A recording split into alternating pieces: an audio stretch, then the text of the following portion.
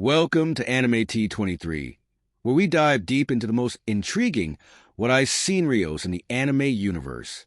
In today's episode, we explore a world where Naruto Uzumaki and Sasuke Uchiha teleport into My Hero Academia universe to protect this verse. Join us, we uncover how Naruto and Sasuke protect My Hero Academia universe.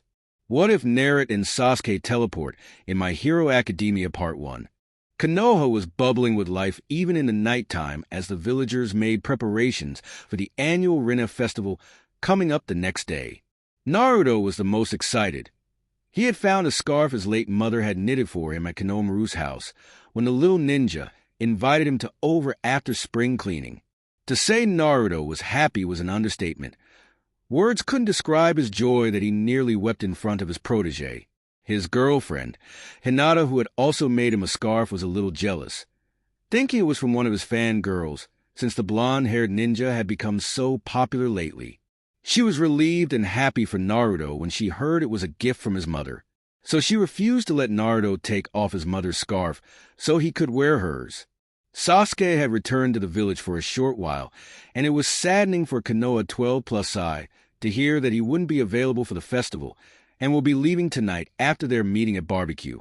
Though Sasuke had such a horrible past with them, they were ready to forgive him and received him with open arms after the war. The group chatted and caught up with each other since now they were full-fledged ninja and didn't have enough time to meet like this and catch up. And then, Sai held back the Beast Boy with his painted warriors while I prepared my new Rasengan. Naruto excitedly narrated, "Wait, you have a new Rasengan?" Ino asked, clearly surprised. "Don't you ever get tired?" "What? There's room for improvement." Naruto shrugged. "Keep this up, and the next generation will never surpass us." Shikamaru said jokingly, but with a hint of sincerity. They had all gotten stronger and more responsible since the war ended, with Choji, Ino, and Shikamaru as new clan heads. Sasuke as a shadow to the Hokage, Naruto as an Hokage candidate, Sakura as the new leader of the medical Nin, Sai as the new leader of the Ambu Black Ops, Tenten as the weapon specialist for the Nin Corps, Lia and Kiba in the police corps, Shino teaching at the academy, and Hinata an advisor to her sister and head of the Hyuga clan. Everybody had something going on in their lives. As for relationships, Naruto and Hinata were now engaged and had a wedding date set. Everyone couldn't believe it when Naruto and Hinata walked into barbecue hand in hand. They were also happy that the knucklehead finally got it. They had wondered why he never seemed to have feelings for the Hyuga. It was good they went on that mission. Hours later, the group seemed fizzed out, so everyone called it a night. Kiba had drank too much, so Shino reluctantly had to take the sheriff to his house. It was left with Naruto, Sasuke, Sakura, and Hinata as they looked on and bid their friends goodbye. Hinata smiled and turned in the direction of her home. "Thanks, guys. It was nice to meet with everyone again. I'll see you tomorrow." "Oi, oi, wait up. I'm walking you home." Naruto grinned and took Hinata's soft small hands and is causing the blue-annette to blush the opposite of her hair color. Sakura looked up to Sasuke a bit sadly and sighed. "So, this is where you leave, right?" Sasuke eyed her sadly, but smiled and poked her forehead, making her pout but blush still. "Thank you for everything," he said with a sincere smile. Sakura was the only person who understood why Sasuke kept thanking her and mirrored his smile instead of getting annoyed. The next thing he said surprised her a bit. "You want me to walk you home?" It came out more as a suggestion than an appeal, and Sakura gladly accepted. They were at her doorstep minutes later, after walking in comfortable silence. Sakura turned to face Sasuke, who was already in front of her. Sakura couldn't recognize the look in his eyes, and he was already inches close to her. Without warning, he leaned in and pressed his lips against Sakura's, taking her by surprise. Her cheeks flared up with heat, and her eyes flew open when he wrapped his one arm around her waist to pull her close to himself. It took little time for her to melt into the kiss. She had never expected Sasuke's lips to be so soft or that he would be a good kisser. Had he ever kissed before?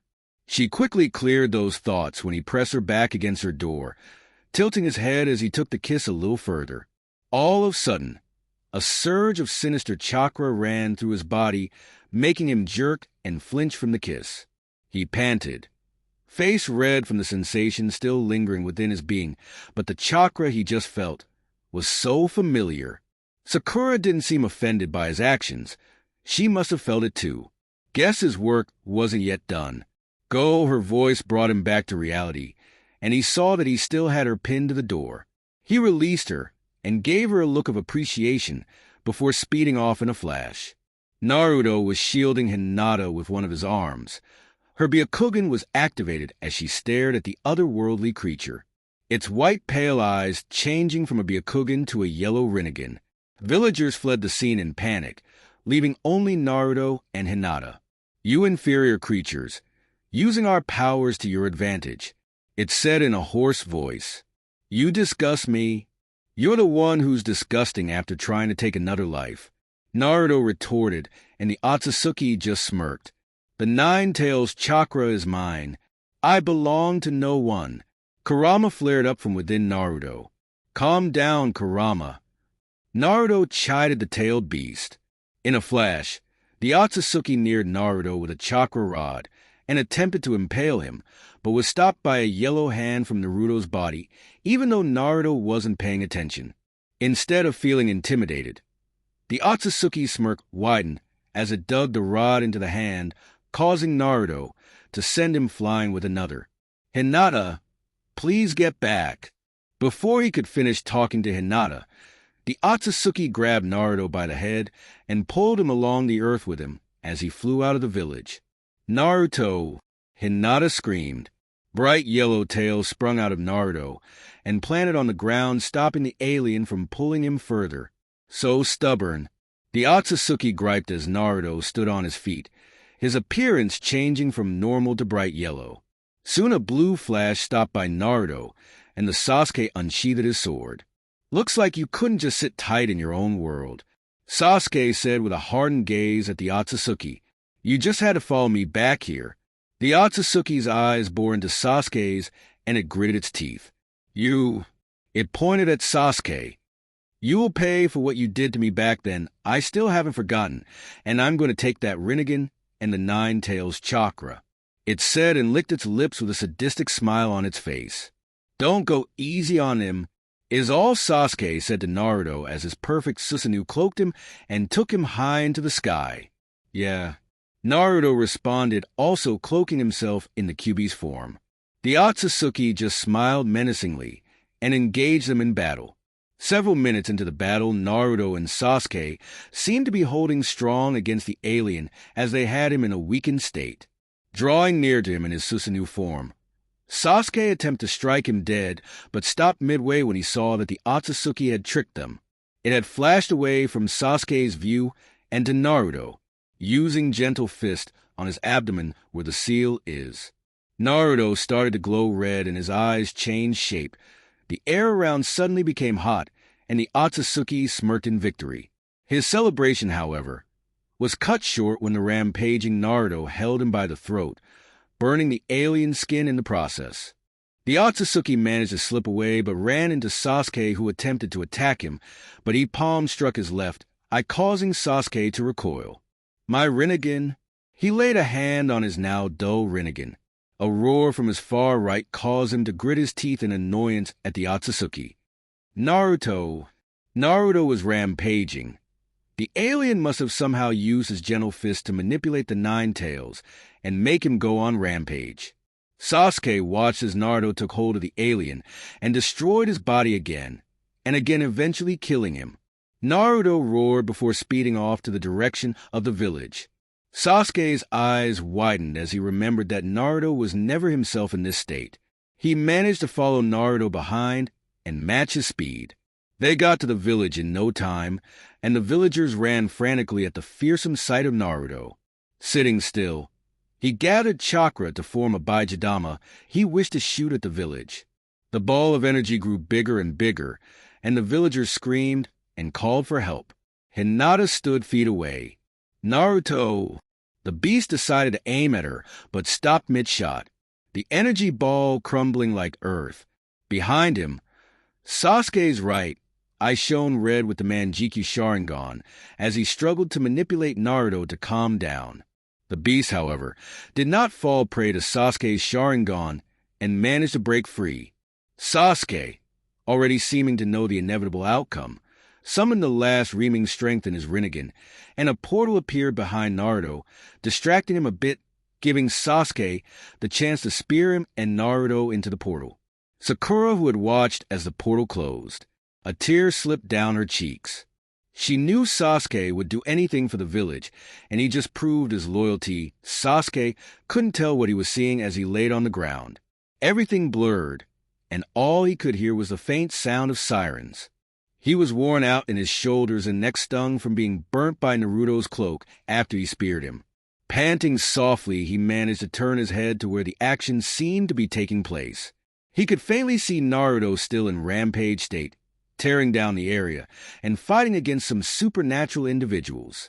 Sasuke didn't seem to care that they had inordinate abilities. He just knew that they didn't have any sort of power that could restrain him. He was the only one, and it looked like they weren't even getting anywhere with it. What sort of quirk is this? A hero wondered out loud as he held his burnt arm. The atmosphere around it is so hot and stings the eye, and if you touch it, you burn. A hero with a force field quirk immediately jumped in to save his partners when Naruto struck the ground and created a huge crater and created a massive shockwave. A hearty laughter filled the air as a huge muscular man in a costume landed right in front of Naruto. There is no reason to worry, why?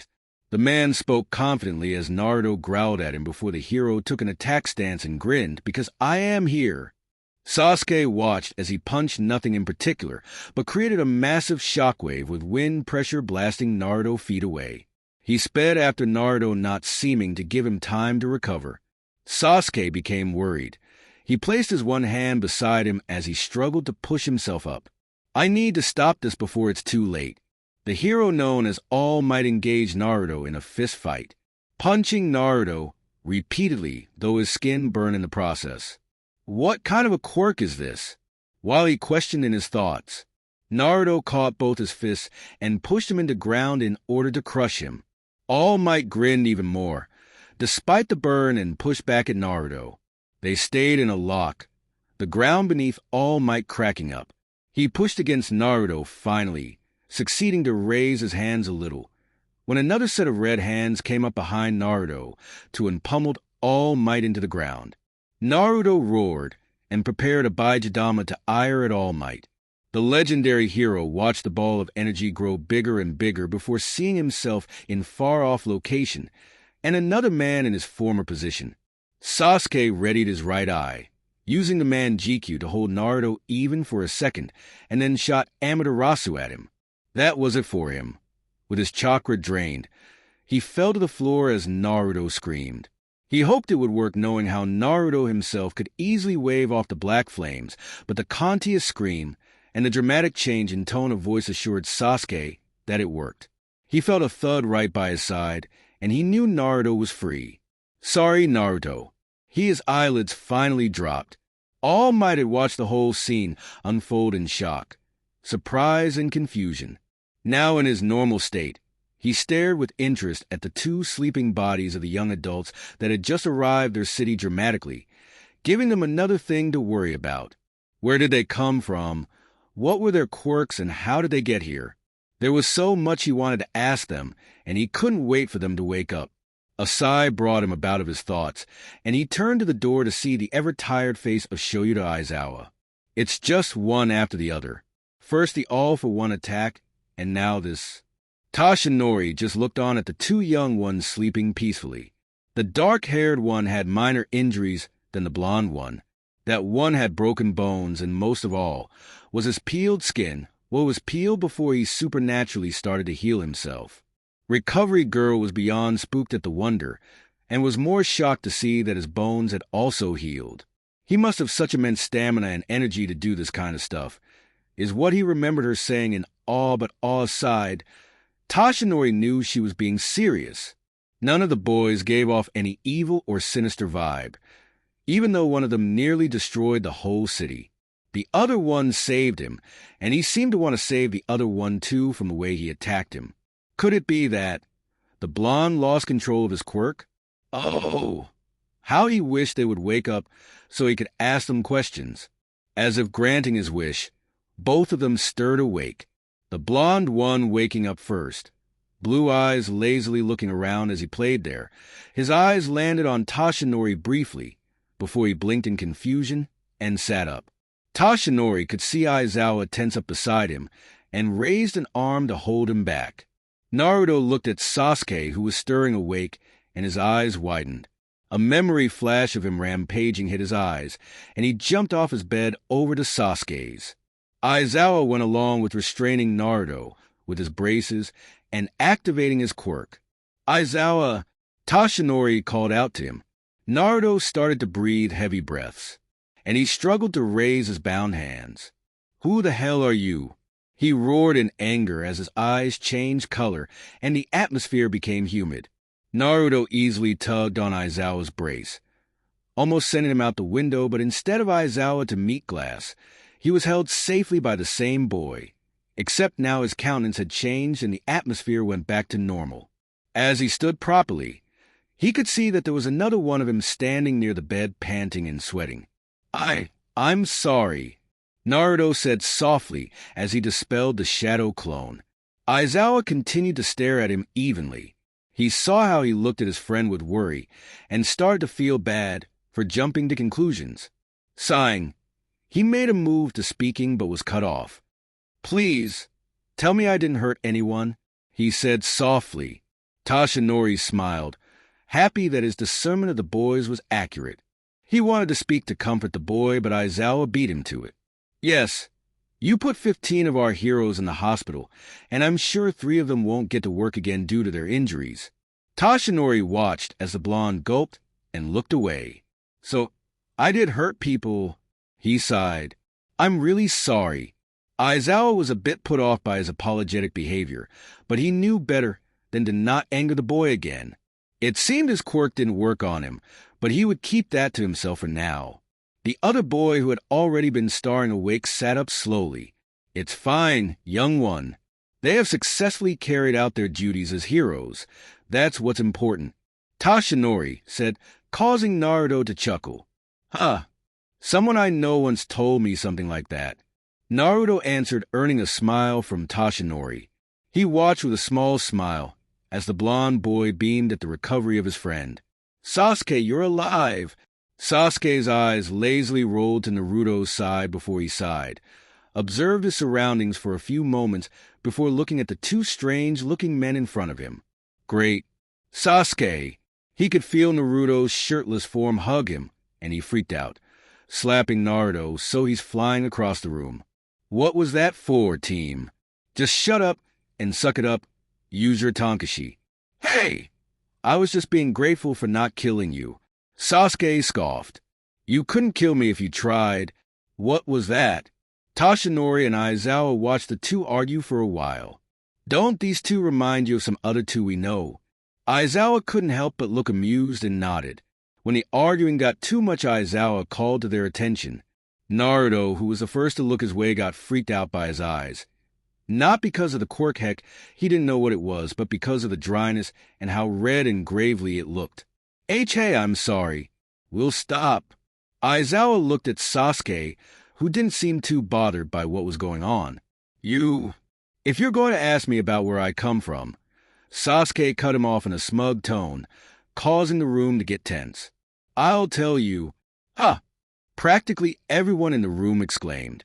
Naruto thought Sasuke wasn't going to reveal anything to them, and Aizawa thought he would have to force it out of the boy. He looked at Sasuke for a moment and noticed for the first time that his left eye was purple, scare and all with a ripple pattern on it. "I'm just going to say it simply. I'm not from this world. You could say I'm from another dimension." Aizawa and Toshinori weren't shocked. They lived in a world where time travel and all sorts of things like this were possible, and it seemed like his world wasn't different either. "We ran into a problem that forced me to teleport here to save my village. I didn't have a particular target or destination in mind, which explains the reason why we ended up here. causing you and your people a lot of trouble. I apologize. It's a good thing. You two ended up where there was civilization. You would have died. Toshinori said, making the dark-haired boy nod. I agree with you. Thank you for your hospitality. This is a really different side of you I'm seeing, Sasuke. Naruto teased at how surprisingly polite Sasuke was being. Just shut up, loser. The two went into bickering again, and Toshinori had a bright idea after watching them argue fondly. Hi, Aizawa. I want to do something dash. I already know. Aizawa responded, surprising the symbol of peace. I was thinking the same thing too, but there are also risks. But this is the only way. Toshinori said, I see something in them that can help instill courage back in our students, something that we are failing to do. Toshinori looked at his callous hands, remembering that he can't be the symbol of peace anymore. He'd only try in dire moments. Jumping in to fight Naruto was one of them. He was yet to announce his retirement, and with all for one subordinates on the loose, this was the best solution. We need them in UA. Aizawa just watched the two inside, calling their attention. What are your names, young ones? The blonde one was the first to answer. With a grin that could rival the shine of that sun, and his thumb jerked at his chest, he said his name. Orwa, Uzumaki Naruto-da. He then looked straight at Aizawa and Toshinori. And I'm going to be Hokage, believe it. The two heroes smirked at the blonde's bright attitude.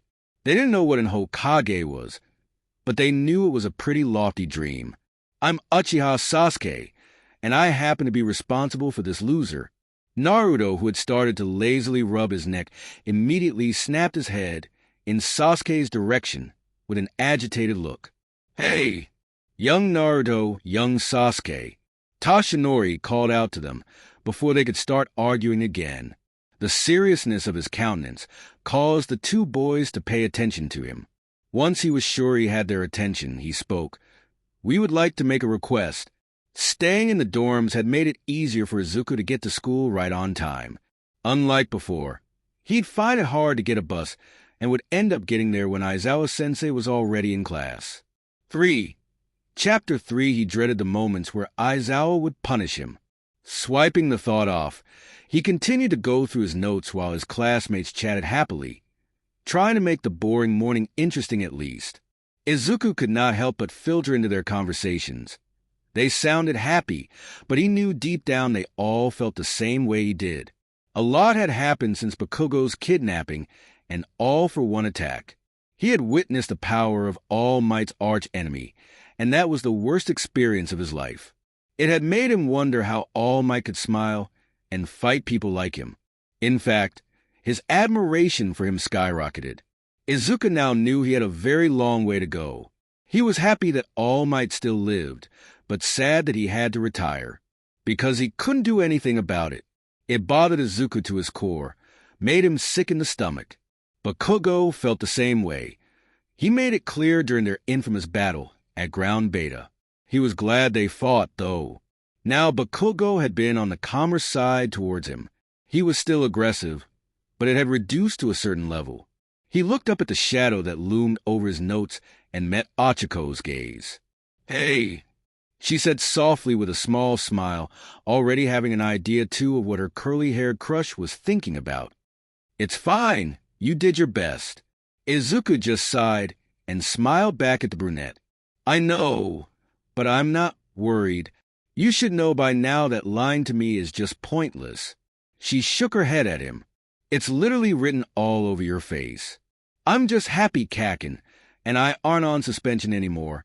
He laughed, trying to lighten the atmosphere between them.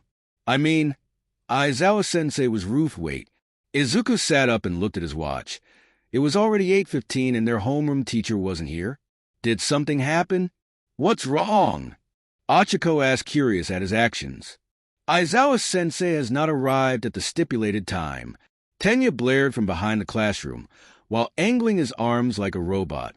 Tenya's sudden appearance caused Izuku, Ochiko, and the rest of the class nearly jump out of their skins. So noisy, Tokoyami said in a flat tone but with bitterness etched in it. Hey, damn 4 eyes, calm the hell down. Bakugo glared at the class rep as the class went into an uproar, either for their missing sensei or Tenya's alarming nature. While they bickered and got rowdy, Aizawa walked in with Principal Nizu and two boys. They all looked at the students with deadpan expressions. Naruto just expressed amusement. This takes me way back. Aizawa's eyes twitched. They had been standing there and none of the students had noticed. Sighing, he activated his quirk. "Oi!" he called out in his scary, stern voice, causing the class to turn slowly in their direction in fear. His hair was flying around and his eyes shone crimson as he stared them down. Naruto smiled at how intimidated the students seemed to be by his gaze. It reminded him of Captain Yamato's scary stare. The students slowly found their way to their seats, feeling uneasy. Once the class was settled, Aizawa let out another sigh before deactivating his quirk. "Good grief, you guys. Stop making me use my quirk, or I'll expel you all." "Yes, Aizawa-sensei," the class squeaked in unison. Now, Aizawa-sensei. "Let them have this chance to blow off some steam," he said as he climbed onto the teacher's desk. He gave Aizawa a knowing look. They have been through a lot lately. Izuku sat there and noticed for the first time that there were two new persons wearing the school's uniform. They seemed to be older than most of the students, maybe 2 years older. He wondered if they were the reasons why Aizawa-sensei was late, and most importantly, Principal Nizu was here. He noticed that the blonde one had started to look at him, and he quickly looked away in embarrassment. He must have been starring too long. "Anyway, we don't want to waste any more of your class time, so we'll go straight to what we came here for." Nizu addressed the class before shifting his attention to the two tall boys facing the class. "Class 1A, these two young men are going to be your new classmates starting today." "Well, that explains the two new empty seats," Bakugo said smugly as he looked over at the two seats at the back. Tenya raised an over-enthusiastic arm, to which Principal Nizu responded to, "Sir, how come the new students arrive now? Weren't they supposed to participate in the entrance exam just like the rest of us?" "Lida-kun?" Izuku said in a hushed tone, embarrassed at Tenya's behavior. Naruto and Sasuke's faces stern at the glass-eyed boy's question, but it softened nonetheless. They could understand that the whole class felt that way, and this one was just bold enough to speak for all of them. Flashback: Naruto had not expected them to bow, and he freaked out. "H.A. We really need your help. Please?" All Might begged after dispelling his hero form. Naruto, who wasn't comfortable with their bowed positions, blushed profusely and beckoned on them to raise their heads. Once everyone had raised their heads, he sighed and looked Sasuke's way. He looked like he was thinking deeply about it, as he usually would. He patiently waited for him to speak. "We'll help," Sasuke said smugly, causing everyone in the room to gasp in elation. Tashinori sighed in relief. "Thank you." Aizawa, however, gave Sasuke a knowing look. They had just met for 5 hours, and the dry-eyed man practically knew Sasuke. He had not expected him to agree to this. He was the type that didn't like to get involved in things that were none of his business. "Hey, it's not like I have much of a choice. The fight Naruto, and I had earlier dulled the power of my Rinnegan temporarily, so I won't be able to use my teleportation technique for 2 weeks. He explained and gave Naruto a side glance. "And if that wasn't so, he just talked me into agreeing with you since I know he is already in on this now." Naruto refused to be surprised. That was just how Sasuke was. Flashback: Yeni, they didn't take the entrance exam, and don't need to anyway, Nizu said in his usual happy tone, causing the class to erupt in murmurs. "Hey, how come they don't need to take the exam?" Bakugo asked as his gaze hardened in their direction. "What makes them so special?" "Did you watch the news yesterday?" Aizawa asked. "Yeah, it was about some monster that nearly destroyed the city and took out most of the pros, and some cool guy stopped at Dash." Denki rambled carelessly before catching himself and realizing it with everyone, though his was late as usual. "Are they? But how come they're here? Didn't they have something to do with that?" Tsu asked, eliciting more murmurs in the classroom, but they all quieted down when they heard a small laugh. Naruto grinned sheepishly as he rubbed the back of his head. About that, I'm really sorry. I lost control back there, but being here is how I can repay you for all the damage I caused. Databeo, that was the first time they had heard his voice. It sounded boyish. Like it sounded a little younger than he looked, and the little verbal tick he added at the end of his apology had got the girls blushing over him. He's so cute. His eyes are so blue. His smile is pretty bright. Are those whiskers? Anyway, scratch that, they are cute. Anyway, I'm Uzumaki Naruto. It's going to be a pleasure working with you all, Databeo. He grinned, giving them a thumb up before turning to Sasuke. Come on, Sasuke, introduce yourself. The Ravenet looked up at the class with a blank expression. Uchiha Sasuke. The girls went gushing over him, and he looked away. However, as he turned, only Izuku, Bakugo, and Todoroki managed to catch a glimpse of the eye that was covered by his side bang. What the heck was that? Bakugo questioned in his head. He watched the two intensely as they walked to their seats. Once they had taken their seats and Principal Nizu had left them, Aizawa brought out the UA sportswear. With his infamous smile, he looked especially towards the newbies. Now, why don't we try this again? Naruto and Sasuke frowned. This guy, sneaky bastard, Naruto thought as he smiled bitterly. There's no escaping this guy, is there? I don't think so. He's using his position as our sensei so he can impose his rules on us. Sasuke leaned his head on his one hand that was propped up on the table. And most importantly, Aizawa looked at Naruto and Sasuke specifically, giving them a sinister smile. You know, this also includes you too. Aizawa had been trying to get them to use their abilities out of curiosity due to seeing a few of it in action. He already knew that Naruto possessed a monstrous energy and strength, and that he could make clones of himself.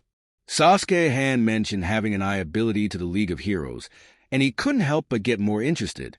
Raising the sports attire in front of the class, still looking at Naruto and Sasuke, he said, "This would be a great opportunity to get along with your new classmates." Sasuke scoffed as everyone in class stood to go change for sports that if Naruto remembered All Might's description of his apprentice correctly, then the boy with green curly hair and freckles on his face was surely the one. Naruto wasted no time in approaching him. Izuku was busy studying the notes he had made on controlling one for all more on his legs than arms before he felt another presence by him. He looked up and saw that Naruto was looking into his notes with interest, but it was a bit startling for him to see the blond boy up close. He squeaked and jerked away, nearly loosing his footing. However, he was able to maintain balance. Naruto smiled apologetically. "Sorry, didn't mean to scare you, Databeo." He was amused by the boy's flustered nature. Kind of reminded him of Hinata. He thought fondly. Aya. It's fine." Izuku stuttered as he started looking anywhere but at Naruto animatedly. "Okay then, you're Izuku Midoriya, right?" Izuku was a little surprised that Naruto knew his full name. Had he gotten that popular already? "Yeah, but how do you know my name?" "Someone told me," Naruto said smugly, and put his hands in his pockets before he grinned. "It's gonna be a pleasure working with you, Deca." Izuku smiled back at him, already feeling comfortable around the tall blonde. "Hi, Uzumaki. Oi. Just, Naruto is okay." Oh, sorry, Uzumaki-kun. "I hope you get used to the school system as soon as possible," Lita said, appearing out of nowhere. Naruto alone jerked save Izuku, who was now used to the class rep's consistent pop-ups. "Oh, okay. Geez, you nearly gave me a heart attack, Databeo." "Uzumaki-kun," Lita now said quietly in a serious tone. "I saw the greatness of your power, which was available for all to see on the news. I haven't seen a quirk as powerful as that since Midoriya-kun and the legendary All Might." The air around tensed as Lita adjusted his glasses. "Pardon me, but may I ask, just how powerful are you?" Naruto gulped a little. "You said you went out of control, right? Does that happen often?" "Hey, Lita," Izuku tried to chide him. "WL-. You'll find out as time passes." Sasuke was suddenly at their side, making Naruto sigh in relief. He thanked Sasuke in his head and watched as he responded to Lita. He's been through a lot since that time. Give him a break. You're scaring him a bit. Lita blinked in realization and suddenly had a sincere, apologetic look on his face. I apologize. I must have gotten too carried away. Naruto just laughed a small laugh and waved him off while far off. Katsuki Bakugo stared intensely at the two new characters. Get ready. We're about to start. Aizawa commanded the students as they assembled in front of him. He held up his distance reading device, looking a little enthusiastic, which confused the students greatly. Let's see how much you've all improved. He looked at Naruto and Sasuke. And according to tradition, we'll let the newbies go first. We never had that sort of tradition. Jiro deadpanned. Well, we do now. He smiled and tossed the ball to Sasuke, who caught it easily with his one arm. This was the first time the whole class noticed. Naruto had a bandaged arm, while Sasuke had only one arm. Were they really that dense to not notice? Sasuke held the ball in his hand and walked over to where Aizawa had shown him. So I'm just supposed to throw this? Yes, and make use of your quirk. HN. Sasuke scoffed and got ready to toss the ball, building chakra in his arms. He tossed the ball and watched it disappear into the blue sky. The smile on Aizawa's face indicated his excitement as he looked at the result on the device's screen. The students gasped at the result as it read, 1680.349. Izuku looked like his eyes would roll out of their sockets. Bakugo froze in his position, and Shoto paled while his mouth hung open. That's more than a mile, Tenya muttered. Naruto smirked. Oi! Sasuke, you didn't use your full power on purpose, did you, Databeo? And why will I do that? He quipped. Are you kidding? That's not even his full power. Kirishima looked like he was going to burst. Bakugo's fist balled and his knuckles crunched as he growled. Hey! It's my turn next. Naruto took hold of his own ball. I'm going to score even higher than you, Databeo. Yeah, but you'll have to go full force to beat me, loser. Sasuke team, don't start now. Just throw the ball, Naruto. Aizawa groaned, not ready to put up with their bickering. All right, let's. He got in position before tossing the ball into the air, causing great wind pressure to trail behind the ball and dance around the marking he stood at. Do this. The students covered up their eyes and faces as the wind forced a lot of dust up. Once the dust cleared up, Naruto stood grinning. How was that? Aizawa held up the device, now reading 2003.499. Ha! I beat you without using full power, team. Sasuke just scoffed and looked away. Don't get cocky. Hey, I'll go next. An angry voice barked from the crowd of dazed students. Bakugo came forward marching confidently with a ball in hand. Out of the way. He pushed Naruto aside and stood on the marking. I'm going to kill each and every one of you, he said in a grave tone, startling Naruto for a bit before he looked at Sasuke, his expression neutral. Bakugo got into position and tossed the ball using his explosion quirk to propel it. Die! Naruto's expression stunned. Die? He did not see that coming, and when Bakugo started roaring, he couldn't help but feel pumped up. Hey, this kid. Aizawa showed the result of the throw being 909.750. The rest of the class eagerly filed in after to have a turn at throwing the softball. They seemed to be motivated by Naruto and Sasuke's earlier throws, and Bakugo's that happened to reach a great height after them. The dry-eyed man smiled to himself. I hate to admit it, but you were right, Tashinori. After school, the students retired to their rooms at the dorm. Naruto and Sasuke were assigned rooms opposite each other. They had gotten a new set of clothes, and Naruto had made sure to specify his exact color taste. Sasuke had to secretly step in and do a little compromise with Naruto's clothes. He was sure the idiot would still like it. He was currently walking in the hallway in his black joggers and orange hoodie while eating at a popsicle stick that All Might had brought for him. He had dropped by and had a long talk with Naruto, thanking him for accepting his request to watch over his successor. He had told Naruto not to tell Midoriya about their conversation, his request, or that they had met.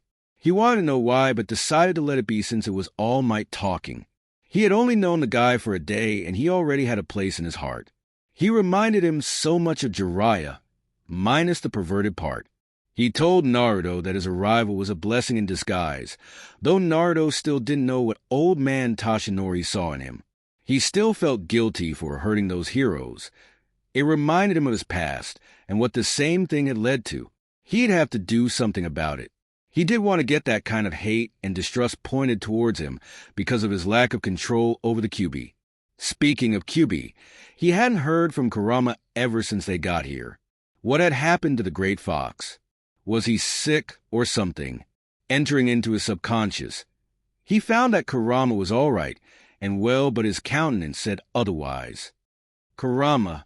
Naruto called out softly to the spirit fox, who looked straight at Naruto with sorrow in his eyes. Naruto? Naruto neared him and stroked his whiskers before they touched foreheads. Kurama, what's bothering you? The tailed beast sighed and sat up straight before gazing at the blonde ninja. I have felt nothing but guilt ever since we got here. Guilt? Naruto was confused at first, but then, is it because... The beast's silence answered his question in the affirmative. Naruto didn't know Kurama had felt this way. He knew he felt bad about killing his parents and destroying the village, leading to the hatred from all the villagers and his loneliness. He must have been beyond scared after finding out what he had done while under the technique. If I had just been more alert, I'm sure I would have been able to shake off that technique. Kurama muttered bitterly to himself. I am a monster after all. Don't say that, Kurama. Naruto snapped. Remember, you are Kurama, the legendary nine-tailed fox, the strongest of all tailed beasts. He argued. And most importantly, you care about your siblings and will do anything to protect them. And you are the partner of a ninja of the village hidden in the leaves. Kurama's gaze softened as he watched the boy who practically saved his life ramble on and on. He was so lucky to have a Jinchuriki as he is. You're not a monster, Kurama. Don't blame yourself for something that isn't your fault. Naruto looked straight into the beast's eyes with confidence before grinning. Besides, even though people end up hating us, at least we still got each other. That's what friends are for. That last part caused Kurama's eyes to widen in surprise. Naruto hadn't up front called him a friend before. He looked down to see Naruto's hand raised for a fist bump. The tailed beast shook his head at Naruto with a small smile before grinning and fist bumping him. You're never going to change. Are you Naruto? Naruto found himself in front of Class 1A students who were busy chatting up with each other. This must be the common room. He stood there, sucking on his popsicle while observing the teenagers. It took more than a minute before one of them noticed he was standing there. Yo, he said with a small wave. The group was quiet before Tenya literally robot marched toward him and took his hand.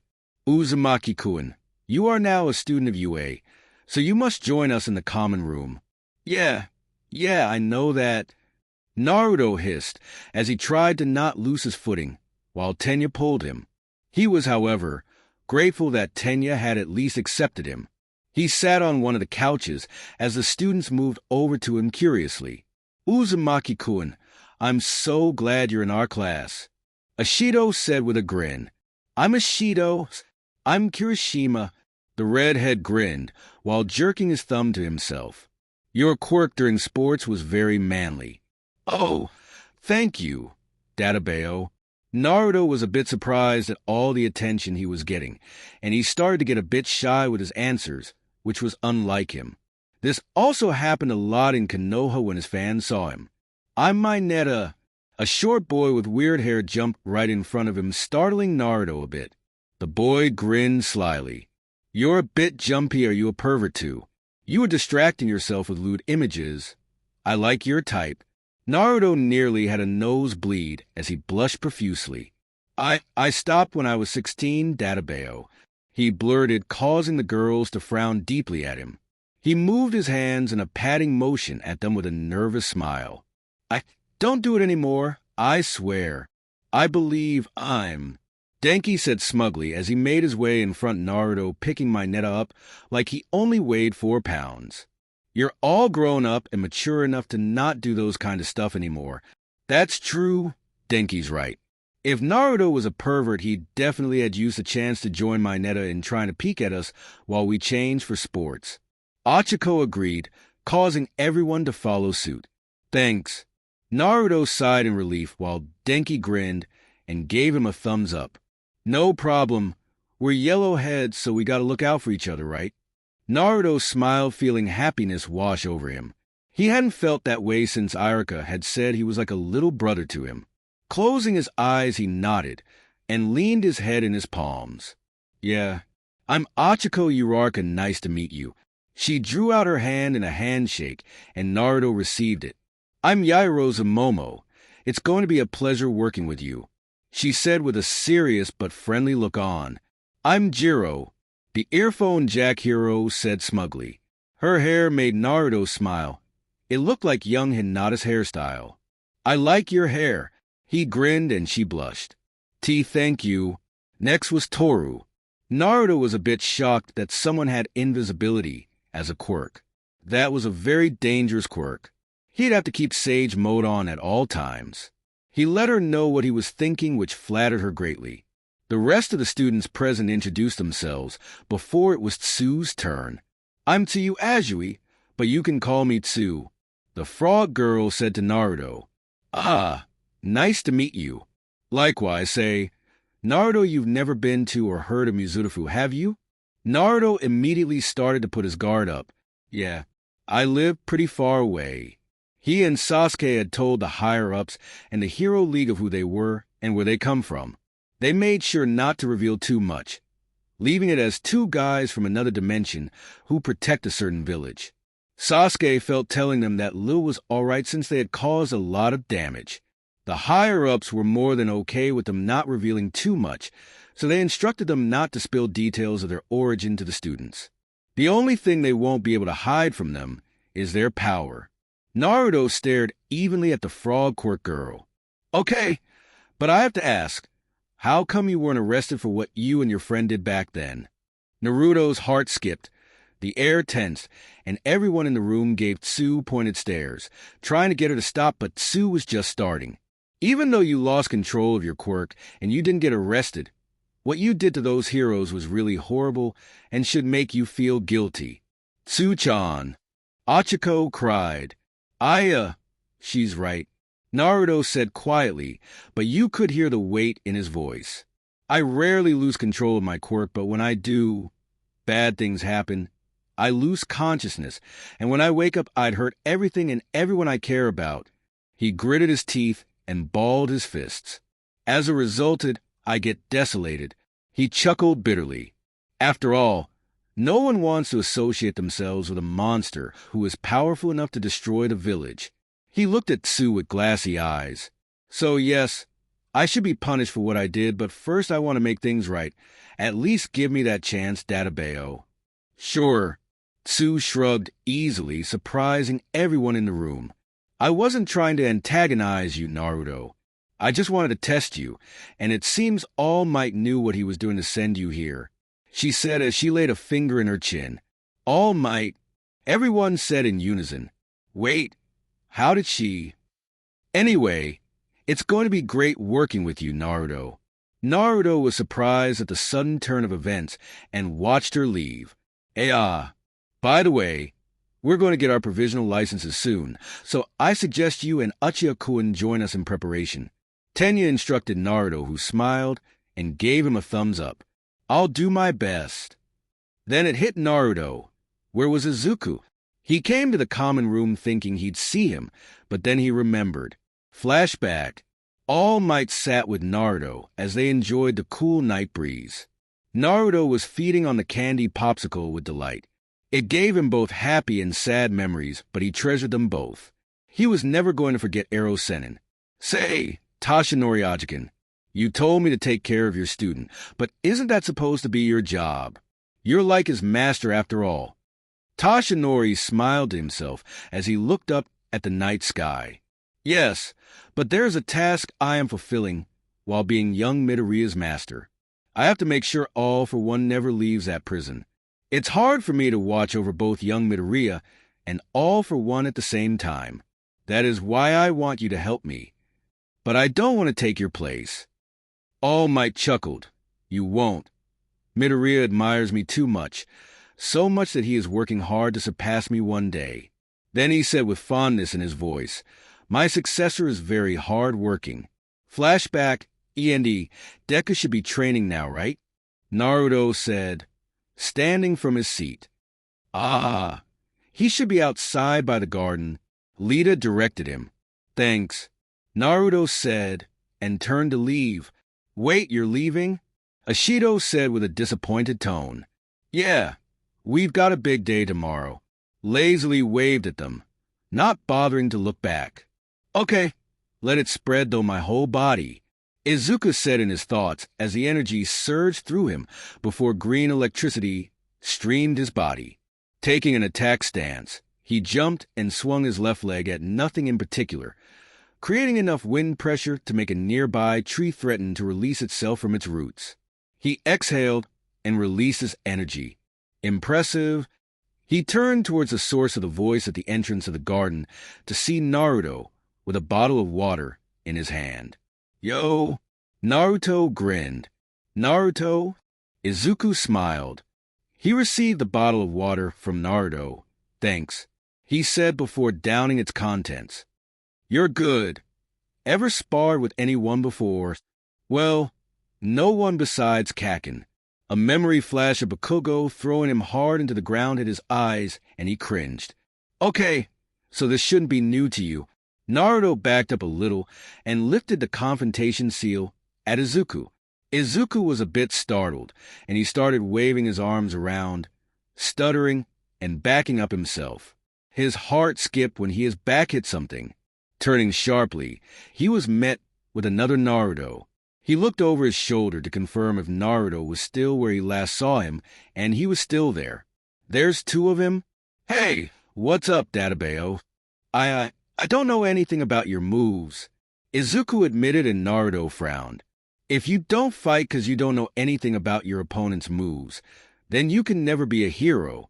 Izuku gasped in realization and started to get a little disappointed at himself. "I don't know about you, but the heroes that attacked me back then had a lot of guts. They tried even when they knew nothing about me. Same thing goes where I come from." "I mean, isn't that what your master taught you?" Naruto asked as he dispelled the clone. "All Might." Izuku's guard went up. "Wait, how do you dash? If you can beat me in a spar, then I'll treat you to whatever snack you want during lunchtime." Izuku was surprised at the offer and blushed when he thought about having some katsudon. However, his blush faltered when he saw Naruto's wicked grin. "But if I win, you'll have to go find the best ramen Mizurufu has to offer, Databeo." Izuku grinned his own wicked grin back at Naruto as he mirrored his stance. "I'm not gonna lose to you." Naruto's grin brightened. "I like that. Now let's get to it, Databeo." Orange and green flash clashed together as the two held themselves in a lock. They grinned at each other before Izuku's grin faltered a bit. "Oh, we should be careful not to destroy the garden," he said, causing Naruto to frown and power down. "Are you kidding me?" Izuku just shrugged with a sheepish smile before bursting out laughing. Naruto followed suit, and they fell to the ground sitting as they held their stomachs. "You're such a funny kid. Why did you agree in the first place?" Naruto laughed. "Well, you kinda scared me." Deku shrugged. "And you're pretty strong." "You too." Naruto smiled. "You're very hard-working. Reminds me of a friend of mine back at home." He looked up longingly at the night sky. Izuku had noticed and figured that Naruto must miss his home, so he decided to make him feel a little better. "Oh, what's his quirk?" Naruto seemed surprised that he had asked further, and grinned, holding up his bandaged arm in a muscle pose. "He's super strong, Databeo." "Really?" "Yeah, he was strong enough to split a meteorite in half." Izuku's eyes widened. He hadn't expected that kind of strength. "Whoa." "You know, he wasn't anything much to talk about back in our academy days. Everyone looked down on him and made fun of him 'cause he was different. Naruto leaned back on the grass and smiled up at the night sky. But he stood by his dream and never gave up. He worked so much harder than everybody and became who he is today. Izuku had not met this person, but he could see that Naruto was right. They were similar in a way. He too had been looked down on because he was the odd one out, but continuous belief in his dreams and hard work brought him up to this point. "Say, Deku," Naruto said, still looking up at the stars. "Do you have a dream?" Izuku sighed before smiling brightly. "I want to be a great hero that saves people with a smile. I want to be a greater hero than All Might." Naruto laughed and sat up. "You've got a great dream. My dream is to become Hokage and protect my village, Databeo." "Hokage, what's that?" "It's the title given to the strongest person in the village. They're called Kage because they act as a shadow that covers the village and protects it from harm." Izuku looked up at Naruto in interest. "What's your reason for becoming Hokage?" Naruto's smile faltered and he grinned sheepishly. "When I was a kid, I was alone most of the time. Everyone in the village hated me and avoided me like the plague. They kept their children away from me. My name was a taboo. I did everything I could to get their attention. Caused trouble, played pranks, you name it. Even though I get in trouble, it's still nice if they at least looked at you and spoke to you." Izuku could see the pain in Naruto's eyes as he spoke. It made him internally wonder how much more Naruto had gone through. "So, my reason for becoming Hokage was to gain respect and acknowledgement, but as time passed, I met a lot of people that helped change my view of things. One wise one told me, 'You don't become the Hokage to be acknowledged by everyone. The one who is acknowledged by everyone becomes the Hokage.' Those words changed me, and I realized what had pushed me to my current strength. It was the conscious support of the people who acknowledged me, and my strong would always protect them. So my drive for being Hokage is to protect the ones I care about, my village." Naruto grinned at Izuku as he stared at him. "Tell you what, Deku, when you become the #1 hero, I'll make sure to be there to cheer you on one of your saves." Izuku felt happiness fill his entire being. With a large grin and a determined look on his face, he said, "And I'll make sure to come by to your village to congratulate you when you become Hokage." They both grinned at each other and held their fists high. "I'm gonna go beyond, plus ultra. You better believe it, Databeo." Bakugo had been watching that night as Naruto bonded with Midoriya. That guy was something else. He just met Izuku and they were practically buddies now. It disgusted him. How could someone who had caused damage to their city be trusted? What was the Hero League thinking? What was All Might thinking? What if they were villains undercover, working for all of one? It was only natural for him to be suspicious of them after his recent kidnapping, but he knew even though that was not so, he would still find them untrustworthy. It was just in his nature. He didn't know what they were planning next. It made shivers run down his spine, but he never admitted to anyone that he was scared. That's because he doesn't want to be like everyone else. He was special, that's what he kept telling himself, and what he had grown up believing. His heart skipped once he noticed that Blondie and Deku were nowhere to be found outside. That bastard! He gritted his teeth and was ready to bolt out his door to go after them, when the sound of hearty laughter echoed in the hallway. He was sure one of them belonged to Midoriya, and the other was obviously Blondie's, since he was with him. But what made the little pebble laugh so much? True, he and Deku had a rocky relationship, but he was close enough to him to know that the green runt rarely ever truly laughed, or was it just his imagination? Either this guy must have really bonded with Deku for him to laugh like that, or he was just very funny. But Bakugo knew better to go with the former, and it made him suspicious of Naruto even more. He waited for their voices to die out as they passed by his door, before having a quick peek outside. Naruto sauntered with his arms folded behind his head, while Deku clutched his notebook to his belly, staggering a bit in his steps from so much laughing. No matter what that yellowhead bastard or the emo guy did, he'd never trust them. The cool night's breeze was perfect for Sasuke to sit and meditate, especially when you find yourself your own private spot on the roof, preventing you from getting disturbed. Tonight had a peaceful catch to it. It let him think. He had left home in the most worrisome way, and he just wondered how everyone was doing. Though he kept a calm and relaxed demeanor as usual, inside he felt like he would shatter into different pieces if not careful. He felt more guilt than Naruto for all this. If he had just not returned to the village, then that Otsutsuki wouldn't have followed him, and Naruto wouldn't have been dragged into it, and then they never had caused trouble for these people. He looked up at the starry sky and sighed. He just has to cause trouble wherever he goes, huh? I wonder how Sakura is doing. He tilted his head back a little and sighed. The stalker was doing a terrible job at sneaking on him. But what could he say? Maybe that was his best. He didn't have a right to judge. But he knew that sneaking up on a ninja is just pointless. It was their specialty after all. Just stop the charade and have a seat, he said abruptly, causing the stalker's breath to hitch. Shoto had tried to be as quiet as possible, but what was the use? Stealth was never his thing with his Quirk type. Sighing in defeat, he put his hands in his pockets and sauntered over to where the mysterious Uchiha stayed before sitting right next to him, a few meters. He had wanted to talk to the dark-haired genius for a long time, mostly because he felt drawn to his character and partly because of his prowess. He had taken an interest in him since the first day. He saw his left eye and one arm. There were so many things he wanted to ask him, but the silence between them was like an obstacle. Guess they had that in common. They wanted to see who'd talk first. It was frustrating. Time seemed to tick by slowly as they sat in silence. Sasuke didn't seem to want to budge, and neither did Shoto, but what the heck? Wasn't he the one who wanted to ask the questions? Why did it have to be in his nature to be stubborn? He snapped his head to the direction of a chuckle he thought he heard. He soon confirmed it was indeed from Sasuke, judging by the way his shoulders bobbed a bit. Oi. Shoto looked at him clearly and watched him sit up to look directly at him. His purple eyes gleamed in the moonlight. I just felt I had to talk first because I pitied you.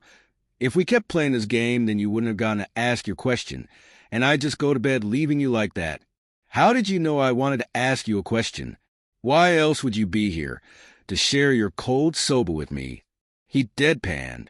Shoto didn't want to ask how Sasuke knew he was eating soba recently before coming to stalk him. He had made sure to leave leftovers, so he'd come for it later. You're right. Sasuke then looked back up at the sky. So, what's your question?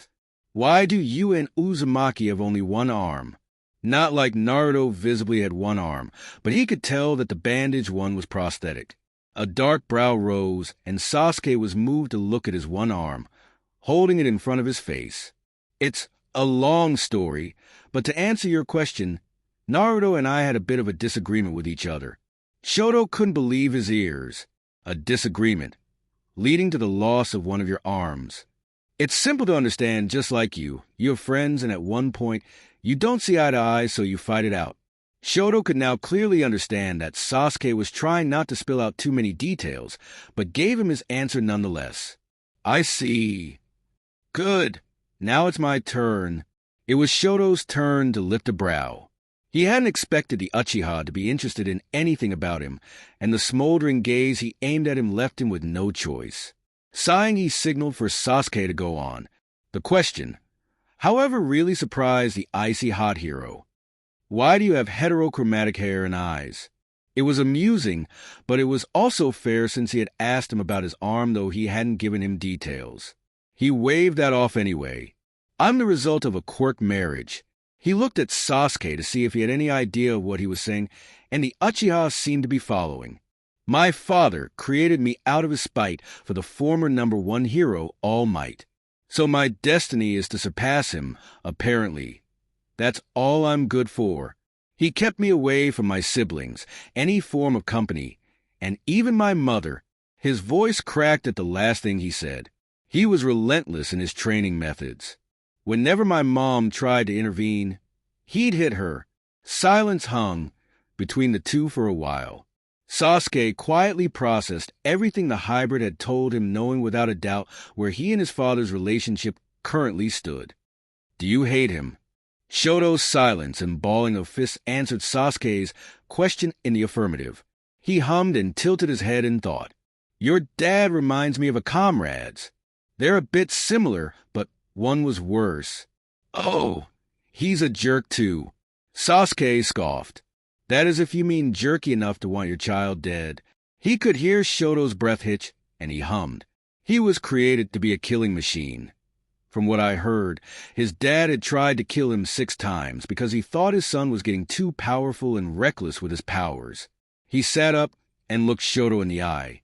You may have been cursed with a shit dad, but it doesn't mean you'd turn out to be like him. No matter what you do, if your intention is to make him angry, then you're just being a rebellious teenager.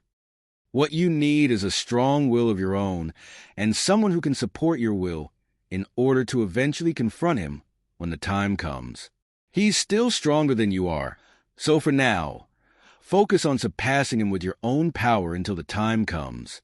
With that, he stood to his feet, and with his hands in his pockets, he sauntered off. I'm heading to bed. Maybe next time we can have soba, but I like mine hot. Shoto was left alone to ponder on the Uchiha's words. He wasn't surprised that Sasuke could relate. He looked like someone who had gone through greater pain than he has. No one had ever advised him in such a way. He chose to take Sasuke's word to heart. No matter what, he'd surpass his father. The next day, Class 1A students stood in TGL in order to train for their upcoming final examinations, where they would get their provisional licenses. Midnight, Ectoplasm, Cementos, and Aizawa had explained the training focus.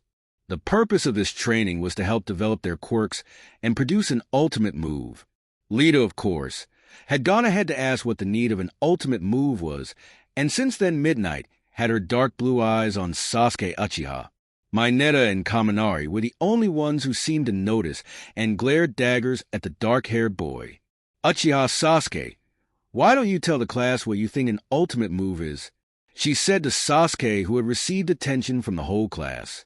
Naruto smirked, already knowing the outcome of this. An ultimate move. That should be a flawless attack that cannot be easily countered, giving the opponent a minor win chance. There you have it. Uchiha-kun answered correctly, but it mustn't necessarily be all about attacks. Midnight said before winking at him. For example, Lita's reciprocal burst is good enough to be called an ultimate move. The class rep could not hide how happy he felt about his teacher's comment on his move. From now on you will go through intensive training and do something about your suits to compensate for the developments of your quirks. Aizawa said before adding, be very plus ultra about it. Yes, sir. Naruto and Sasuke stood watching the students as they trained and developed their quirks. Hey, Naruto! Naruto turned at the sound of the familiar voice and beamed with a smile. Deku, what's up? I just came back from upgrading my suit. He scanned them from head to toe. Where are your suits? They're not ready yet, Aizawa Ajiken said. They'd be done by tomorrow, Databeo. Deku laughed a little at the way Naruto had already familiarized with Aizawa-sensei, calling him old mans. He knew the man wouldn't take it well if he ever heard Naruto called him that. So, you've worked on your ultimate move yet? Naruto asked. Yeah, I call it the shoot style. Deku beamed. Aizawa, who had been silently watching them, had a pleased look on his face. Midoriya seems to have brightened since that time. He's no longer gloomy. The Erasure hero looked up at his working classmates.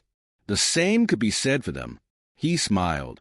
Katsuki took a calm breath as he focused his explosion on the center of his palm. Then, shaping his fingers in an O with his other hand, he placed it over the center and released an explosion. This way, it extended and fired at a more lethal frequency, like a bullet. Explosion AP shot. He shouted as the attack created a hole in the wall of his terrain. Izuku, Naruto, and Sasuke watched as he laughed maniacally. Say, that guy's really something. Naruto smiled and shot Sasuke a knowing look. Reminds of a 12-year-old you. Sasuke scoffed. That kid's nothing like me. Deku smiled at the two. You know, Kak and Dash, Katsuki's wall cracked at the top corner before dropping debris down to where they stood. Izuku, who had seen it, took off into the air with all for one and kicked it, causing it to shatter into many pieces. Naruto held a surprised look and then grinned at the green hero as he landed in a graceful bound. So, that's your shoot style. Yeah. Izuku grinned. Nice, Databeo. Sasuke only made a sound of approval, but he was impressed. Hey, watch yourselves, you two, Katsuki said in an annoyed tone. Sorry, Kakin, Izuku said back, receiving an annoyed grunt in response. Have you guys worked on yours? He asked before Naruto and Sasuke easily dodged ectoplasm, and his clones kicked thanks to their amazing reflexes. Do you two plan on standing idly? He asked, unbothered by their impressive reflexes, or maybe he was, how would they know?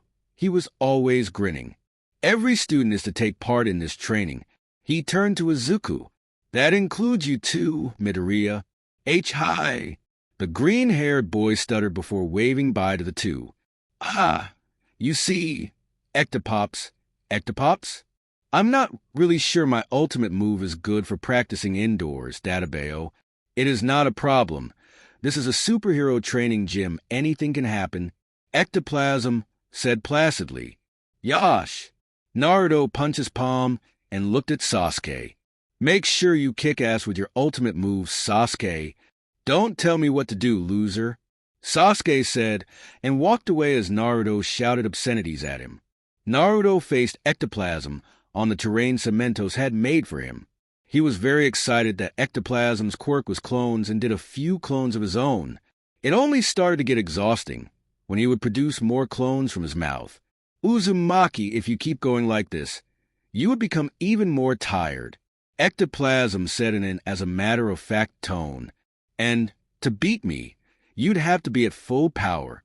That one seemed to tickle Naruto's sense of competition. He stood up straight with a wry smile as the pigmentation of his eyelids changed to orange. I'm not going to use full power, but you asked for this, Ectopops. Sasuke fought the clones with fluid moves and calculated attacks. It wasn't strange for him to face this many opponents, as he had fought more than 1,000 of Naruto's shadow clones. His normal eye gleamed red, and its aura waved with delight. The students stopped their training temporarily to watch Naruto and Sasuke's fight. Naruto moved at great speed, bulldozing ectoplasm's clones like they were nothing. At a point when Sasuke moved, all you could see was blue lightning. He took hold of one of the clones, hoisted himself up, and did a split kick, killing 2 clones that had tried attacking him. Whoa! Ochako muttered. He's moving like he knows their next move. Shoto paused before saying, He's amazing. I need to know how they do this. Izuku was immediately by Shoto and Ochiko's side with his notebook, causing them to sweat drop. Come on, Ectopops. You can do better. Naruto said as he punched a rock, missing Ectoplasm's clone but caused the rock to shatter into pieces. Ectoplasm sweat dropped. What have I brought on myself? Sasuke jumped into the air, burning a great number of clones with fireball jutsu. Shoto's interest in the Uchiha only heightened. He watched as the one-handed boy stood on the top of higher ground. An electric surge bursted to life on his fist. It's crackling. The sound of 1,000 birds. Sasuke pointed it at the few clones remaining. My ultimate technique. The wind picked up around Naruto as a white ball of energy formed in his hand before it maxed in size. He raised it above his head as it took the shape of a shuriken. My ultimate move, he said with a sadistic grin. Look, it's Naruto and he's carrying some shiny spinny thing. Denki said as he squinted his eyes at it. That thing looks dangerous. It's packing a lot of wind. Jiro said as he shielded his eyes. And the sound, Jiro noted how loud it was. Sasuke lifted his arm to the sky. Kirin, he called, and a lightning dragon flew down from the sky, destroying both the clones, the terrain, and a good part of the gym. Wind style, Rasen Shuriken. Naruto shouted as he threw the wind jutsu like a frisbee at Ectoplasm's clones, jumping out of the way when it started to increase in size after making impact. It destroyed the gym as much as Sasuke's attack did. The students and teachers now stared at the open sky and the demolished gym. Whoa! The hell just happened? I think I now understand what he meant by not being suitable for indoors. Naruto stood grinning with his hands folded behind his head. How was that? Ectopops. Aizawa scowled Ectoplasm's way, and he avoided his gaze. Vlad in Class 1B approached Aizawa a few moments later, not seeming to notice the destruction due to his eager competitive spirit with Class 1A. Aizawa, it's time for Class B to use the gym. You and your students should leave. You can have it. Aizawa deadpanned and walked away from the site. They still had 10 minutes left, but what was the use? Before Vlad could say anything, Kendo tapped him on the arm and showed him the now destroyed gym. What? A soft, nervous laugh shifted Class 1B's attention to a tall, blond boy who was rubbing his occiput and grinning. Ah, Gomen, Sasuke and I were training, so this happened. He laughed heartily as Class 1B girls swooned over him immediately. Don't worry, he winked and gave Ectoplasm a thumbs up. This is a superhero gym and anything can happen. Ectoplasm secretly wished to get buried underground. Katsuki's blood boiled in anger at the same time his heart rampaged in fear. These guys were bad news. Sasuke sighed after walking out of his room. After taking a nice bath, he had his mind set on going to the roof. Maybe he'd see Shoto again. He scoffed. What was this now? He was suddenly starting to seek company other than Naruto and his close friends. Was it age? He was about to round the corner when he came face to face with glasses. Ah! Shit, Uchiha-sen. Where are you headed? The common room is this way, he said and grabbed him by his one arm, pulling him in the direction of the common room and not giving him a chance to speak. They arrived the room together, and everyone in class, except Katsuki, plus Naruto were present. Blue eyes beamed brightly at him. Sasuke sighed. Don't make things worse, Dobe. He put his hand in his pocket and sauntered over to a seat opposite Naruto's. Come on, Sasuke. What's so wrong with meeting other people? Naruto said, waving Sasuke's insult off. Hey, say hi to your classmates. You haven't even spoken to one of them. Shoto and Sasuke wanted to say something, but decided against it. Sasuke looked up at the teenagers and gave them a flat hi, but it was more than enough for them to beam at him. Hi, they said back. He couldn't help but smirk. They reminded him so much of everyone back home. Hey, Lady Stealer, what gives? You just had to be so handsome that you could attract Midnight Sensei Dash. Lita scooped him up by the cheeks to shush him.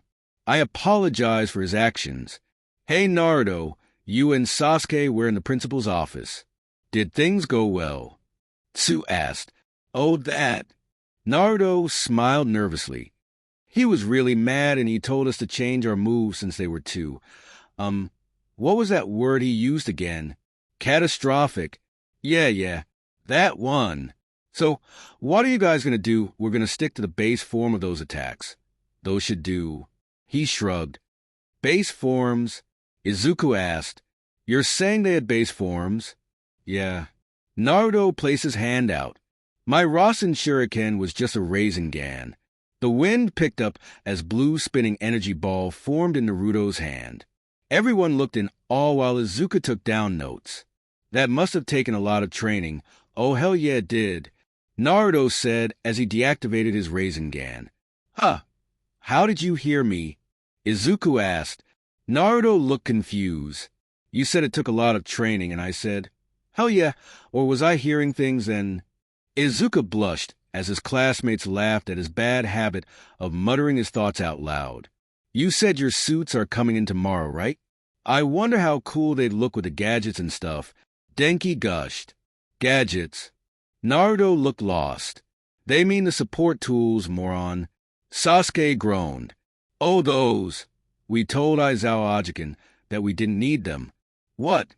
Naruto flinched. What? But without the gadgets, you couldn't use your powers properly, Lita said with his usual arm signals. I dunno. Sasuke and I have been using our powers without support tools our whole lives. The class stared in awe at them. Well, I did need my own support tools. If anyone here needs them, it's me. Denki admitted. Yeah, your quirk practically zaps you along with your opponent. It's funny. Jiro said and laughed while the yellowhead yelled obscenities at her. Yeah, You should see him when he gets zapped. He's like, Aijiro held out his thumbs, crossed his eyes, and hung out his tongue, making everyone one laugh. Your quirk has a side effect, Sasuke said, causing everyone to look his way. Try focusing on developing your control over it instead of relying so much on the support tools. Sure, if I had someone who could help me. Sasuke can help. He's the best lightning user I know. Naruto chirped. Yeah, that move from earlier. Denki beamed, referring to Kirin. The lighting dragon thing. You mean Kirin? Yeah. Can you teach me that? Sasuke was shocked but didn't show it. Not that it was impossible for him to teach him or anything. To get performed, Kirin, you didn't necessarily need chakra, but it required apt focus and excellent lightning control, but he hadn't expected to start training anyone yet. I'll think about it. Is that a yes? I said I'll think about it. Denki hooped and cheered anyway, and Naruto grinned, making Sasuke scoff. Idiot Shoto then smiled mischievously at Naruto until he met her gaze. Naruto-kun, do you have a girlfriend? Naruto, who had not expected that question, blushed and smiled nervously, causing the girls to "oh" at him. Your expression answers my question. She chimed. What's she like? Come on, tell us. Ochako said impatiently. Naruto chuckled and relaxed. She's kind and smart, a great cook, and she's strong, Databeo. Oh, what is her quirk? Hagakure asked. She's got special eyes. He gestured to his eyes. It helps her see things from really far away, and even far behind her. She's got no blind spots. Are you saying she can see through things? Mineta asked with wide eyes. My, what a great quirk to have. Sato smacked Mineta's cheeks shut. Yeah, she can see through anything, Databeo. Plus, she's really good at martial arts. One hit from her and you're out. Naruto smiled at a memory. She hit me once, and everyone said I was out for a day and a half. Wow, she must be strong. Sato mumbled. So many new things to note down. Izuka muttered. Naruto, she was your first kiss, right? Tsu asked, and Naruto paled. Oh, come on, a guy as good-looking as Naruto would have kissed a lot of girls before his girlfriend. She might not even be his fourth. Ashido stated confidently, much to Naruto's heightened anxiety. How could she be so accurate? Come on, Naruto, tell us. Who was it? When Naruto didn't seem to budge, Ochako suddenly had an idea. Hey, Naruto, one of my quirks is mind reading, you know. Naruto jerked and suddenly started blurting everything out. It wasn't Sasuke, I swear. Ha! So it was Sasuke, wait. The whole class screamed in realization. Part surprise, part amusement, and part disgust. Sasuke groaned. You idiot! How can you just be fooled that easily? He watched as Naruto gagged. So, your second kiss? Aijiro asked, looking amused. Don't tell me it was Sasuke again. It was an accident. He screeched and gagged. Stop being so dramatic, Sasuke said, unnerved, but inside he felt like crawling under a rock. So, your girlfriend should be your 6? Wow! You're a scorer, give me tips. Denki smirked. Do you have a girlfriend, Sasuke-kun? Ashido asked. The dark-haired boy didn't answer straight away. He waited a few moments. No. Everyone gasped except Tsu. She shrugged. I expected it. He's a bit like Todoroki. Uzumaki Naruto. A familiar grave voice turned Naruto's attention to a muscular blond boy. Ah, Bakugo? Bakugo pointed at him and scowled deeply. Tomorrow at combat training, I want you to fight me, got it? His red eyes turned to Sasuke's dark one. You too, Uchiha. I'll get you after I crush him. Sasuke just looked at him blankly, which seemed to irritate him. He growled and turned away. Just be ready to get your ass beat tomorrow. Naruto watched as he walked away. That's Bakugo Katsuki, the strongest in our class. Tsu said, and Naruto hummed. He was able to beat Todoroki, and even recently Midoriya. Naruto gazed at Izuku's withdrawn look for a while. "I'll fight him," he said, surprising everyone a bit. Sasuke gave him a side glance. He had an idea or two of Naruto's true intentions. "I always like a challenge." He stood to his feet. "I'm gonna beat Bakugo. Right this way." A masked man in a bodysuit chimed as he led a taller man with a beak-like mask. He grunted as he walked, squinting his eyes as he followed the fully covered man. "This place reeks. I could get sick from just breathing this air," he complained to the duplicating villain, who only expressed what he thought was a smile. "Don't worry. Everyone else inside is sick." He opened the large doors carefully and shut it quickly once his company had entered with him. The individuals inside raised their heads at the new presence, and they stared him down. Tamura Shigaraki wasted no time to speak. "You've brought a crazy big fish, huh, Twice?" The beak-masked man walked further up until he was face to face with the villain leader. "Big fish? That's ironic." He looked Tamura in the eye. "League of Villains, what? Is that guy someone famous?" Big Sis Mag asked Tamura with keen interest in her covered eyes. "Master showed me picture of him before." Tamura's one visible, I lazily gazed at the beak mask. "He's what you call a Yakuza, the young head of the Shy Hasaikai. He's the leader of a small organized group," Atsuhiro said, causing Toga to look up at him. "Organized group?" Back then, there were more villains operating in the underworld, but at the rise of heroes, the groups began to decrease in number plus. During the era of All Might, they were completely wiped out. So there were some groups that were kept aside, but they are under strict surveillance by the Hero League. "So, why have you come? Are you also on a high since All Might's retirement?" "It's less of All Might and more of All for One." Tamura's gaze fastened on him at the mention of his master. "All for One is considered a hero to my generation, and we hold him in very high regard, but ever since his defeat and imprisonment in Tartarus, his seat as the Emperor of the Dark Side has been empty. Same with the heroes. All Might has retired and has left the side of light without a ruler." Tamura huffed and stood to his feet as anger boiled within him. "If you know my master, then you must really be trying to mess around with me." He glared daggers at him. "I'm the leader. I'm already gathering my troops, and together, we will wipe out the Hero Society." "Okay, leader." The scorn in the young lord's tone did not go unnoticed by the Decay villain. "If you have your troops, as you say, do you have a plan?" "You little..." I asked a simple question. Don't start to get riled. If you claim to have a troop ready, and your goal being the eradication of the Hero Society, surely you should have a good plan. Any move made without a plan is a delusion. Think about it. You had good cards, hero killer. Stain, muscular, moonfish, but what happened? You lost them all. If you can't manage 10 crazy people, how do you plan to command an army? Twice looked worried as he felt the rising tension between the two. He looked back and forth between them. "Oi, weren't you here to join the League of Villains?" Big Sis Mag asked in an agitated tone. "No, I'm here to become its leader. Come under me, and I will use you well. With my plan, I will destroy the Hero Society for the inside out, especially its newest generation." "Sorry," Big Sis Mag cried as she lunged towards the Yakuza. "But I didn't join the Villain League, so I could be under anyone."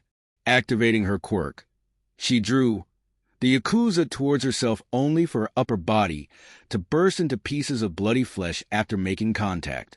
"Big Sis!" Twice called out at the pair of lifeless legs. Everyone gasped in astonishment or anger and stood to their feet to attack. Atsuhiro pounced at the beaked man as he struggled to get the blood off his jacket in an irritated manner. "Compressor!" Toga called him back, but he was already an arm's length close to the Yakuza, who didn't see him on time. "I just need to touch." A sharp needle penetrated his arm, causing shivers to run down his spine. His quirk couldn't activate. "Don't touch me." The Yakuza roared in disgust as his hand came in contact with Atsuhiro's, causing it to explode into blood just like his comrade. Twice immediately ran to catch him, while Tamura moved to attack the Yakuza. "Young lord!" Another man with an identical beak mask appeared in front of the Yakuza lord, taking the hit and turning into dust in a split second. A loud bang grabbed everyone's attention to the wall as a team of beak masks bulldozed their way in through. "I see," Tamura said in a placid tone. "If you had come like this, then I would have understood you better." One of them who held a gun rushed to the lord's side. I couldn't get a clear shot, but he still suffered its effects. He reported to the lord's crouched posture. "Reinforcements?" But we weren't followed. Twice said with an edgy tone, but Tamura just looked on calmly. It must have been someone's quirk. "Hey, we can't think properly as we are. 2 corpses of fallen comrades, and in a hellhole like this place is. We can't come down to terms properly here." He began to walk away, but before he left, he slipped a business card from his pocket and tossed it at the villain leader. "Think about it carefully, Tamura Shigaraki. I'll be waiting for your answer." "Oh, until then we'll be owing you an arm. You bastard!" Twice roared as the Hasaikai leader walked away. "Tamura-kun, I'll cut them," Toga said in a grave tone. Tamura just sighed and walked away. "Aya, just leave them be." Toga looked at him with worry. "Tamura-kun, you failed again, didn't you, Tamura? Don't worry, you can try again. After all, this is all for you." Finally, combat training day had come.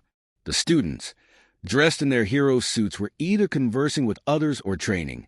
The hall was filled with first years from hero course, general, support, and business. President Mike screamed enthusiastically through the microphone, causing most students to cringe and block their ears. Jiro just rolled her eyes. "Today's gonna be exciting. Y'all get ready and do your best." "Yeah, can he be less noisy?" Tokoyami groaned, and Ojiro just shrugged. "Hey, guys." Izuku approached Class 1A's huddle. Achiko beamed at him only to frown after looking at him. "Deku-kun, where's your suit?" Izuku looked surprised for a second before smiling sheepishly. "Oh, I'm not participating," he said, causing his classmates to gasp. "Why not?" Shoto asked placidly. Izuku laughed nervously and rubbed his occiput. "Well, Recovery Girl doesn't want me to go using my arms or injuring myself beyond repair anymore. She gets really mad at me when that happens. Ah, man. I was really looking forward to a match with you, Databeo." Everyone turned to the sound of Naruto and Sasuke approaching them with a wide grin and his arms folded behind his head. Their eyes widened with smiles. "Guys, your suits are awesome," Denki said excitedly at a grinning Naruto who laughed cheekily. Their suits were made up of sleeved turtlenecks, black leather vests, black leather pants, black combat boots, and black fingerless gloves. The only differences between their suits were the color of their turtlenecks. Sasuke's being bark blue and Naruto's being burnt orange. A hilt was provided for the new sword the support group had designed for Sasuke since he left his back at home. They don't really sparkle, but they're stylish nonetheless. Aoima chimed. "Thanks, but the design was all Sasuke's idea." Naruto glared at the dark-haired boy who gave him an annoyed side glance in return. "At least it's better than the stupid design you chose." "Stupid? You bastard. Say that again. Are you guys really going to be okay without support tools?" Kirishima asked. "Yeah, we are," Naruto said cheerfully and pulled Sasuke tightly to his side and gave him a thumb up. "I told you, Sasuke and I have been fighting without those stuff all our lives." Sasuke didn't hesitate to wiggle out of Naruto's hold. "It doesn't matter if you've got those toys on or not." Bakugo's gruffly voice turned their attention to himself as he approached them. "I'm still gonna kick your ass without breaking a sweat. Come on, Baku bro. Don't be like that."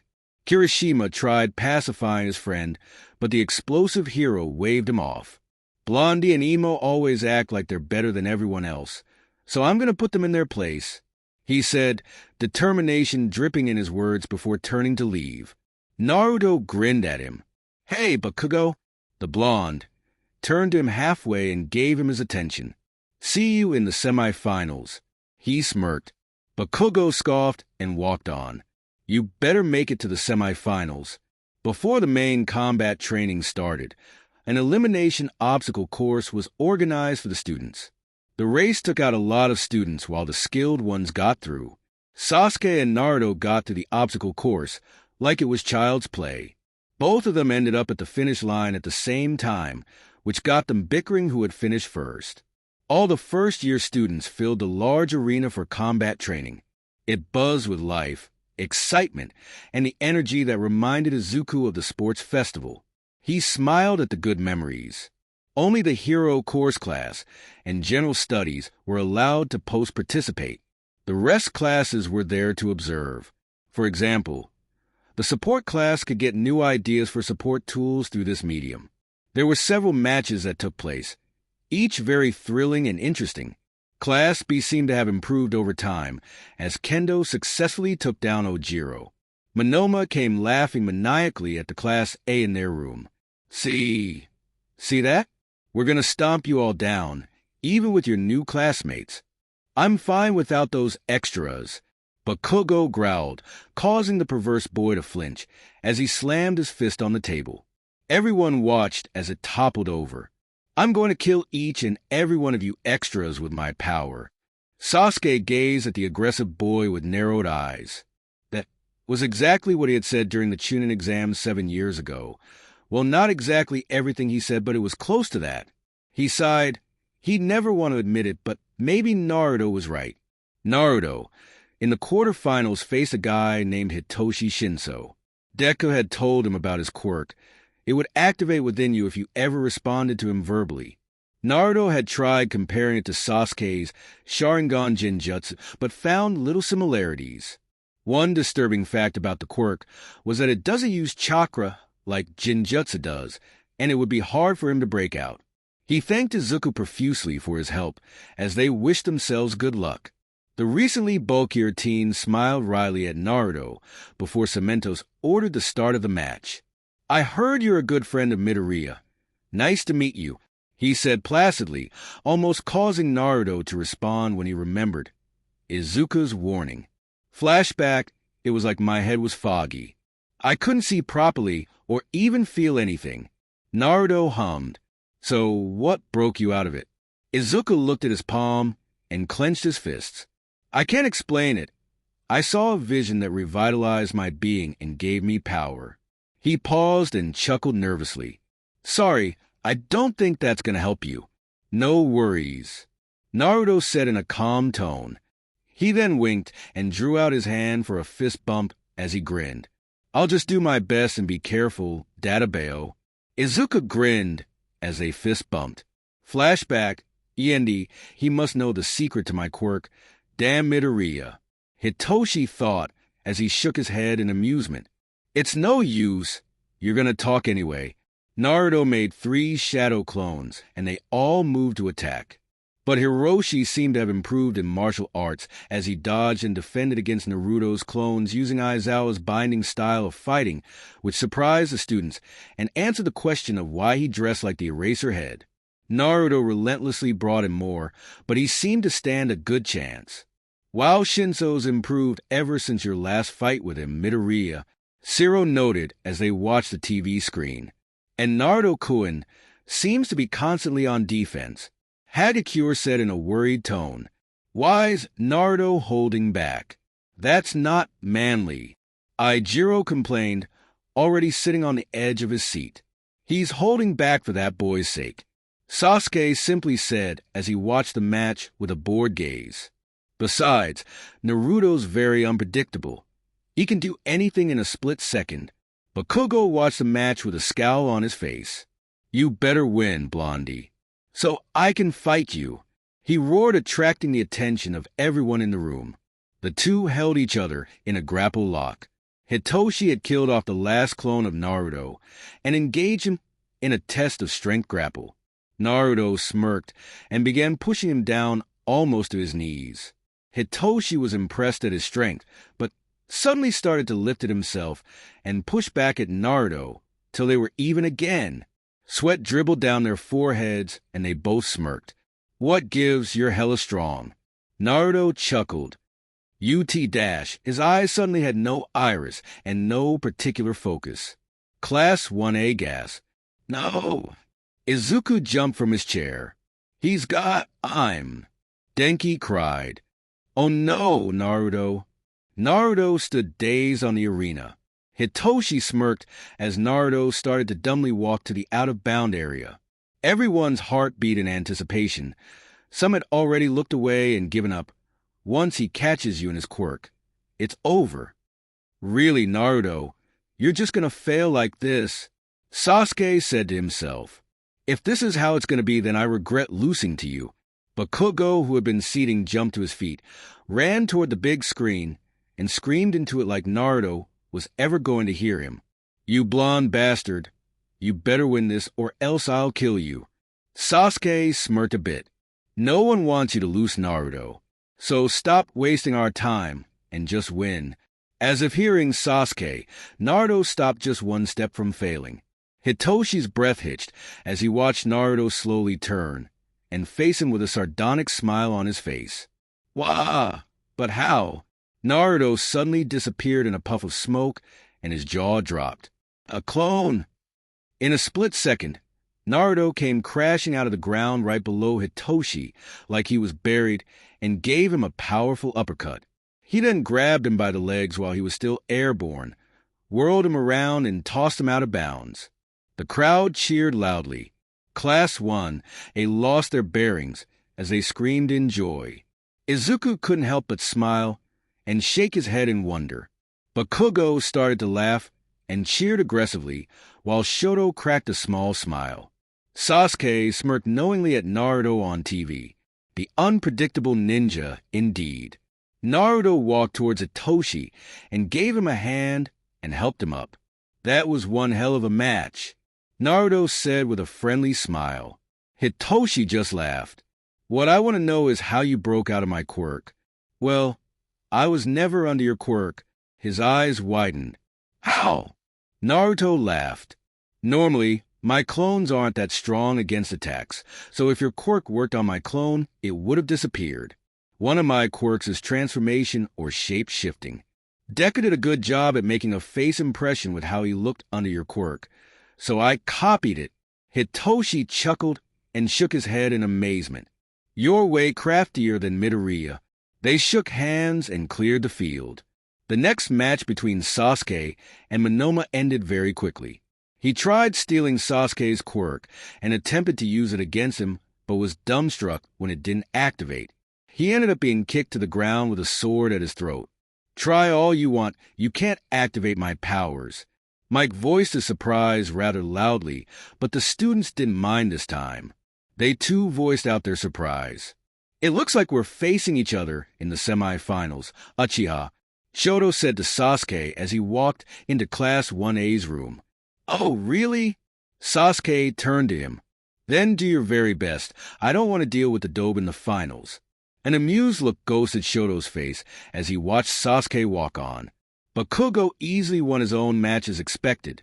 Now, the moment of truth was close. After the short break, the arena burst back into life as the crowd of students cheered. Excited that the matches will continue, Sasuke faced Shoto in the semifinals. The crowd tensed as the two known prodigies stood face to face. Shoto saw this as an opportunity to learn more about Sasuke, who hadn't revealed too much about himself. He could not help but admit that he looked up to the Uchiha. His lifestyle and the way he carried himself despite his past made him a role model to the hybrid.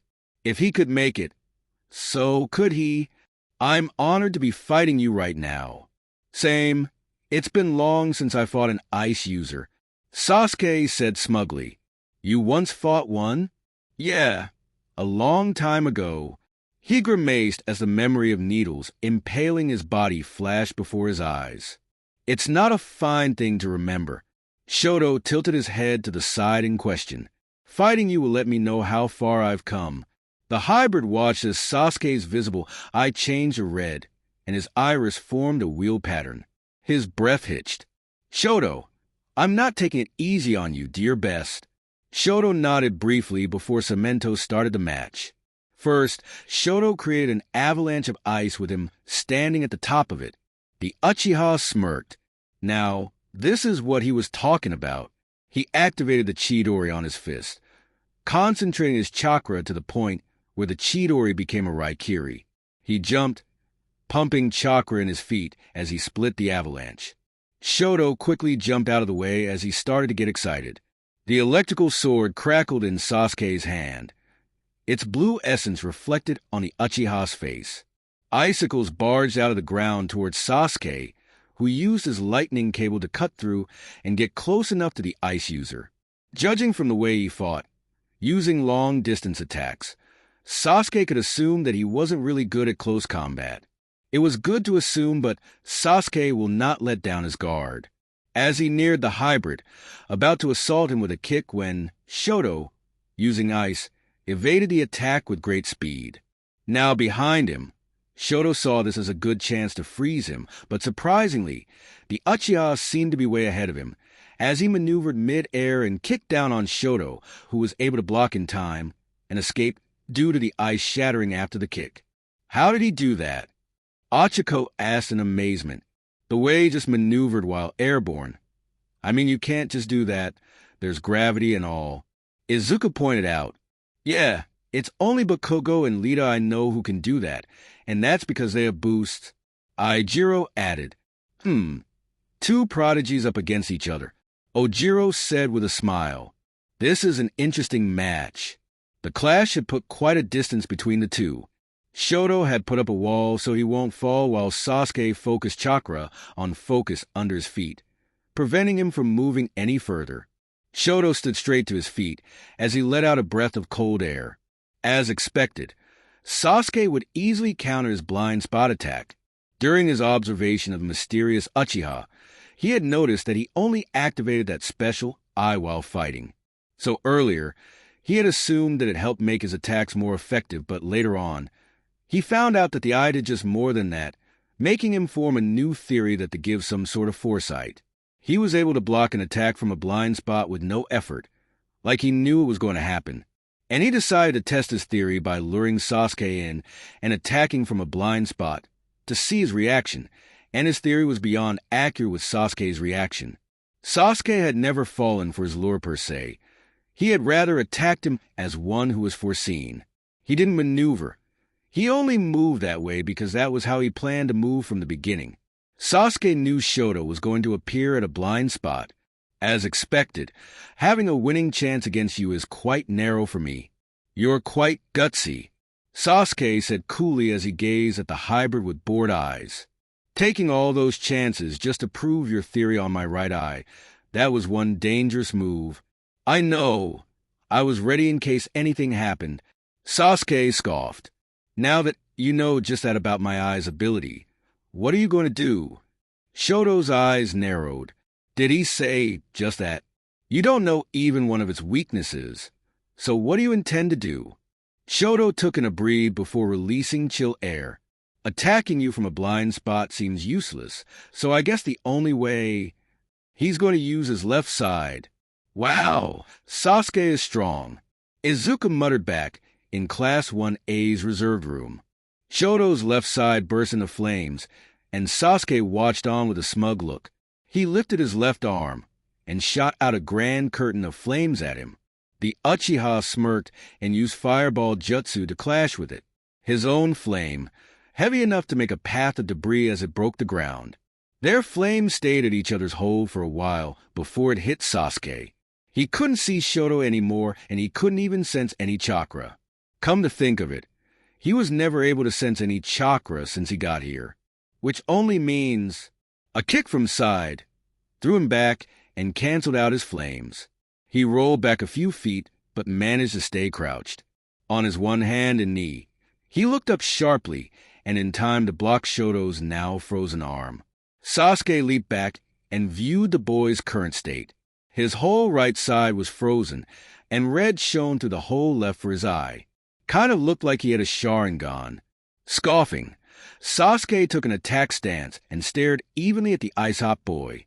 I never expected you to find a weakness. And it looks like you're going all out. Good. It's obvious that you're far stronger than I am, but at the same time, I don't want to lose to you. Shoto said, his visible eye narrowed. But you aren't going all out. This isn't your strongest. Why hold back? Sasuke sighed.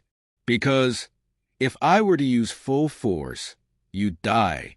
The hybrid wasn't surprised at his answer. In fact, he had perceived that the Uchiha possessed some godlike power. I don't use full force during spars. It just doesn't make any sense.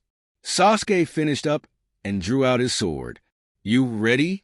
Shoto crouched a little before charging at Sasuke at great speed, but he didn't forget to freeze Sasuke to the ground with his ice. The Uchiha smirked before breaking up the ice with the lightning from his sword. Utilizing the ice's slippery surface, he slid right under Shoto, dodging his attack. They quickly regrouped and clashed each other again. When Sasuke's electrocuted sword cracked Shoto's ice arm, he leaped back and attacked him with fire. Trying to blind me again? Sasuke said with a smirk. As he increased the lightning on his blade and split the flame in two. Whoa! Sasuke's something else, Sato said in wonder. The two fought up close. Shoto's physical attacks became stronger and faster as he used the ice to maneuver his way around the Sharingan wielder. He clouded Sasuke's line of vision with fog, and since he didn't have chakra, seeing him was quite difficult. Well, not like he knew that fact, giving him a slight edge. Todoroki-san is picking up, Momo said with a hint of joy and worry in her tone. Mina watched as Momo clutched at her chest a bit. She smiled knowingly. Sasuke increased his speed in combat, even as Shoto kept blinding him. Doing handsome with his single hand for the fireball jutsu, he cleared off the fog only for the ice-hot boy to grab him by the arm out of nowhere. Without hesitation, he froze the arm in his body, save his head down to ground. Sasuke could feel the chills cling to his body already. Are you serious? Sasuke's lost. Denki said in utter confusion. No! He hasn't said, I give up, yet. Tokoyami said, and narrowed his bird eyes. Besides, you should know that Uchiha has more up his sleeve. Sasuke's dark chuckle caused him to lift his eyebrows. He watched as Sasuke raised his head slowly, his left eye coming into view. Shoto gulped as he watched his right eye change. Shoto sauntered over to Sasuke until he was face to face with his dropped head. He looked at the Uchiha for a while. You said you wouldn't go full force on me. I don't think you have much of a choice. That is, if you want to win, pattern. You're something else, you know. Sasuke said. Immediately, black flames burst all around Sasuke, and Shoto leaped back before the flames could get him. But black flames? He had never seen that in his life. What's that? Izuka stared with wide eyes. Black flames of hell, Tokoyami muttered. What are those? Aijiro asked. The shadow bird sighed. I read about them. Deep in hell, there is a separate place where the most wicked are punished. That is where the black flames of hell reside. The Amaterasu. That sounds like a myth. Denki shrugged with a sheepish smile. It is. Tokoyami answered sharply. Or was. Shoto watched in wonder as the ice quickly melted and quickly dried up around the Uchiha. What kind of fire was that? I'm still not going to use full force. Your life is precious. Besides, you want to defeat your shitty father, don't you? Sasuke said smugly as he stood in the midst of the black flames. Shoto found it hard to answer, and he backstepped when Sasuke started walking out of the flames. They opened up like a curtain for him as he passed through. Shoto released fire from his left side, only for Sasuke to use the Amaterasu as a counter. It clashed with Shoto's hell flames, overpowered it, and burned it. Shoto's eyes widened, and the crowd seemed to have the same reaction. Mike didn't hesitate to react in his own way. How? A flame that burns flames? Shoto stood appalled at what had happened. Before he knew it, he was encircled by the flames. Gritting his teeth, he tried freezing it down, but it dried it up. He looked up at Sasuke's approaching form, sword in hand and face holding no emotion. He raised his sword to Shoto's eye level. I wouldn't try to escape if I were you. These flames burn down anything and won't stop until it turns to ashes. Shoto sighed in defeat. I give up. It was expected, but the crowd still murmured. Uchiha Sasuke wins. Cementos announced to the crowd. When Sasuke had deactivated the flames, he neared Shoto and placed a hand on his shoulder. You did your best like I told you to. The hybrid looked up at him in surprise and met a small smile from Sasuke. Blinking, he closed his eyes and mirrored Sasuke's expression. And now, the time everyone was waiting for. The match between Naruto and Katsuki. The explosion hero was already squatting at the entrance to the battle arena when Naruto arrived looking as carefree as ever. He spotted Katsuki squatting and grinned. You ready for the match? Katsuki only sparred him a glance at a dark, shady one. Naruto waved it off. Sorry anyway. Katsuki fully looked at him now. What? I'm just apologizing in advance, you know, in case things don't go your way. Databeo. Uzumaki Naruto. Cementos announced his name. He gave Katsuki a grin before walking into the battle arena. The aggressive teen just scoffed as he stood to his feet. Bakugo Katsuki. The two stared each other down until Cementos commenced the match. Naruto didn't hesitate to do the hand seal for a multi-shadow clone jutsu, summoning thousands of clones. The crowd gasped and Shinso's lifted a brow. He didn't produce that many clones in our match. Naruto had pretended to get exhausted from using clone jutsu and deliberately produced a less number of clones in he and Shinso's match in order to save energy. Plus, that break they had was a great bonus. Naruto was fully charged and Bakugo was in trouble. The orange hokage smirked at the blonde teen who gritted his teeth that don't worry they disappeared once they're hit. They're weak, just like bubbles. He told himself, boosting himself to speed with explosion. He took out a large number of the clones that came at him with zero effort. The original Naruto watched Bakugo destroy his massive clones while growling aggressively. That's not the usual aggressive nature, that's anger. The cloud of smoke cleared, revealing a panting Bakugo after clearing all the clones. You done? Naruto asked before forming the seal again. 'Cause I'm not. Another battalion of clones surrounded Bakugo, and this time Naruto mixed in the crowd. He passed by 5. You guys, follow me. Yes, boss. Bakugo blasted at the clones aggressively. Is this the best you can do? He roared before getting elbowed in the guts. The next thing he knew, he was pulled to the side and given an uppercut, so hard he went airborne. Uzumaki. Naruto didn't stop there. He jumped and gave him a kick, taking him higher repeatedly. Naruto combo, he shouted as he leaped above Bakugo and slammed him to the ground from such a great height. Bakugo crashed to the ground, cracking the concrete on impact. Kakin, yeesh. Is he going to be okay? Denki asked, grimacing. He is. Bakugo can't be taken down that easily. Aijiro snapped. Same for Naruto. Sasuke said as he entered the room with Shoto. Whoa! You guys were awesome out there, Sato said in awe as everyone gathered round him. Yeah, for a minute, I thought Todoroki was going to win. Denki immediately turned to Shoto. No offense. None taken. The ice-hot hero shook his head. I'm just glad I got to fight Sasuke. Strangely, I feel motivated to keep trying to get stronger. Do your best, Todoroki-san. I know you can do it, Momo said in encouragement, and surprisingly, he smiled at her. I will.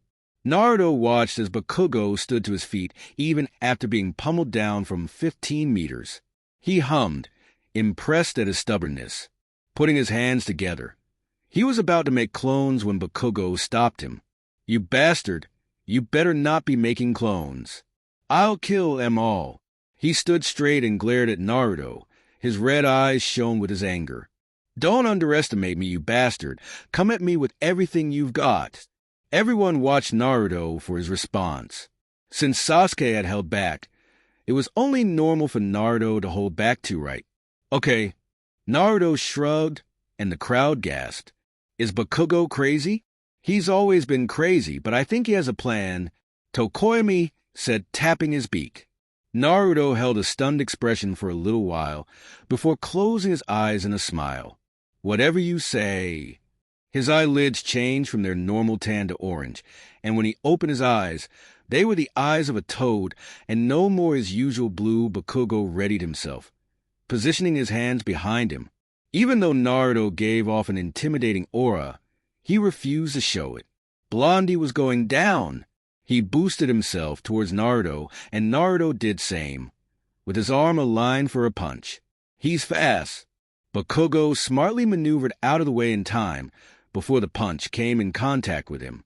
However, in a split second, he felt a hard punch on his cheek, which greatly confused him. Naruto was still by his side and had missed the punch. But I dodged that punch. What the hell is this? Bakugo blew away helplessly with the concrete that plated the field. Wow, Naruto in the mode is even more awesome, Tsu said in awe. I hope Bakugo ends up okay. Aijiro muttered with worry. Naruto looked on at Bakugo with a grin. You okay, kid? The blonde teen staggered to his feet with a growl and eyed Naruto, who had donned a serious expression. Naruto tilted his head to the side and hummed. Looks like you're okay. Let's explain some things before you die trying. Bakugo gave him a questioning look. As long as I'm in this form, defeating me is impossible, as you may have already noticed, Databeo. He smiled a little before returning to his serious look. The only way you can have a chance of beating me is if you prolong our fight. He held up his fingers on both hands, one holding up 5 and the other 1, 2. I can only hold it for about 7 minutes. Why is Naruto-kun revealing the secret of his powers? Momo asked with an incredulous look on her face. You're such a moron, telling me all this. Bakugo seethed. Naruto only chuckled dryly. It's just like when you have an upcoming test, and the teacher gives you an area of concentration. Naruto stated before sending Bakugo a dark look, but you still fail. Before Bakugo could react, Naruto was already in front of him and punched him into the ground. Naruto stood at the top of the crater, staring at the limp body of Bakugo for a while before seeing him raise his fist, indicating that he was okay. He leaned up a little and met Naruto's smirk. He could see wind gathering up in Naruto's bandaged palm before it formed into a blue, shiny, spinny ball. Isn't that the stuff he showed us at the common room? Denki asked Aijiro, who nodded apprehensively. He was really worrying for Bakugo. Whoa! Look at that! Sato gushed at the TV. Izuka's eyes contracted. Emasaka? Naruto had increased the Rasengan to the size of a hot air balloon, raising his arm above his head. He can increase the size? Lita gasped. So sparkly? Is Naruto crazy? Bakugo's gonna get killed. Aijiro snapped as he jumped to his feet. He knows. Sasuke smugly said. He knows Bakugo won't just stay there. Bakugo gritted his teeth and grabbed at the dirt, forcing himself to his feet. Adona Rasengan. Naruto slammed the energy ball into the crater, destroying the ground even further and forcing a lot of wind pressure and dust into the air. This is crazy. A student screeched as they shielded their eyes. The dust cleared slowly and Naruto's Sage Mode's power was wavering.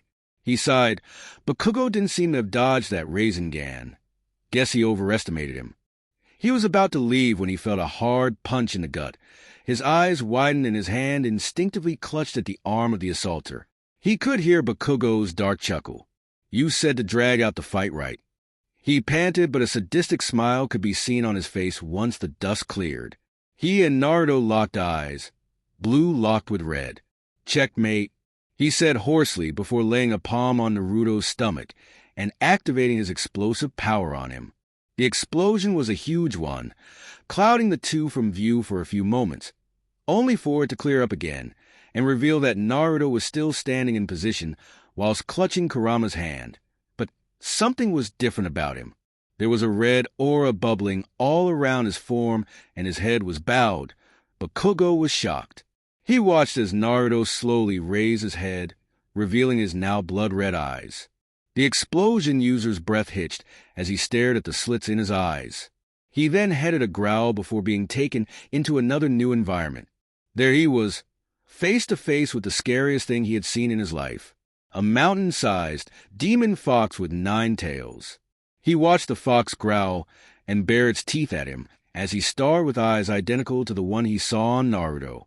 Kurama, calm down, Naruto warned softly. Immediately, he was back to his normal surroundings. Naruto's grip on his left gauntlet hardened, breaking the tool into pieces.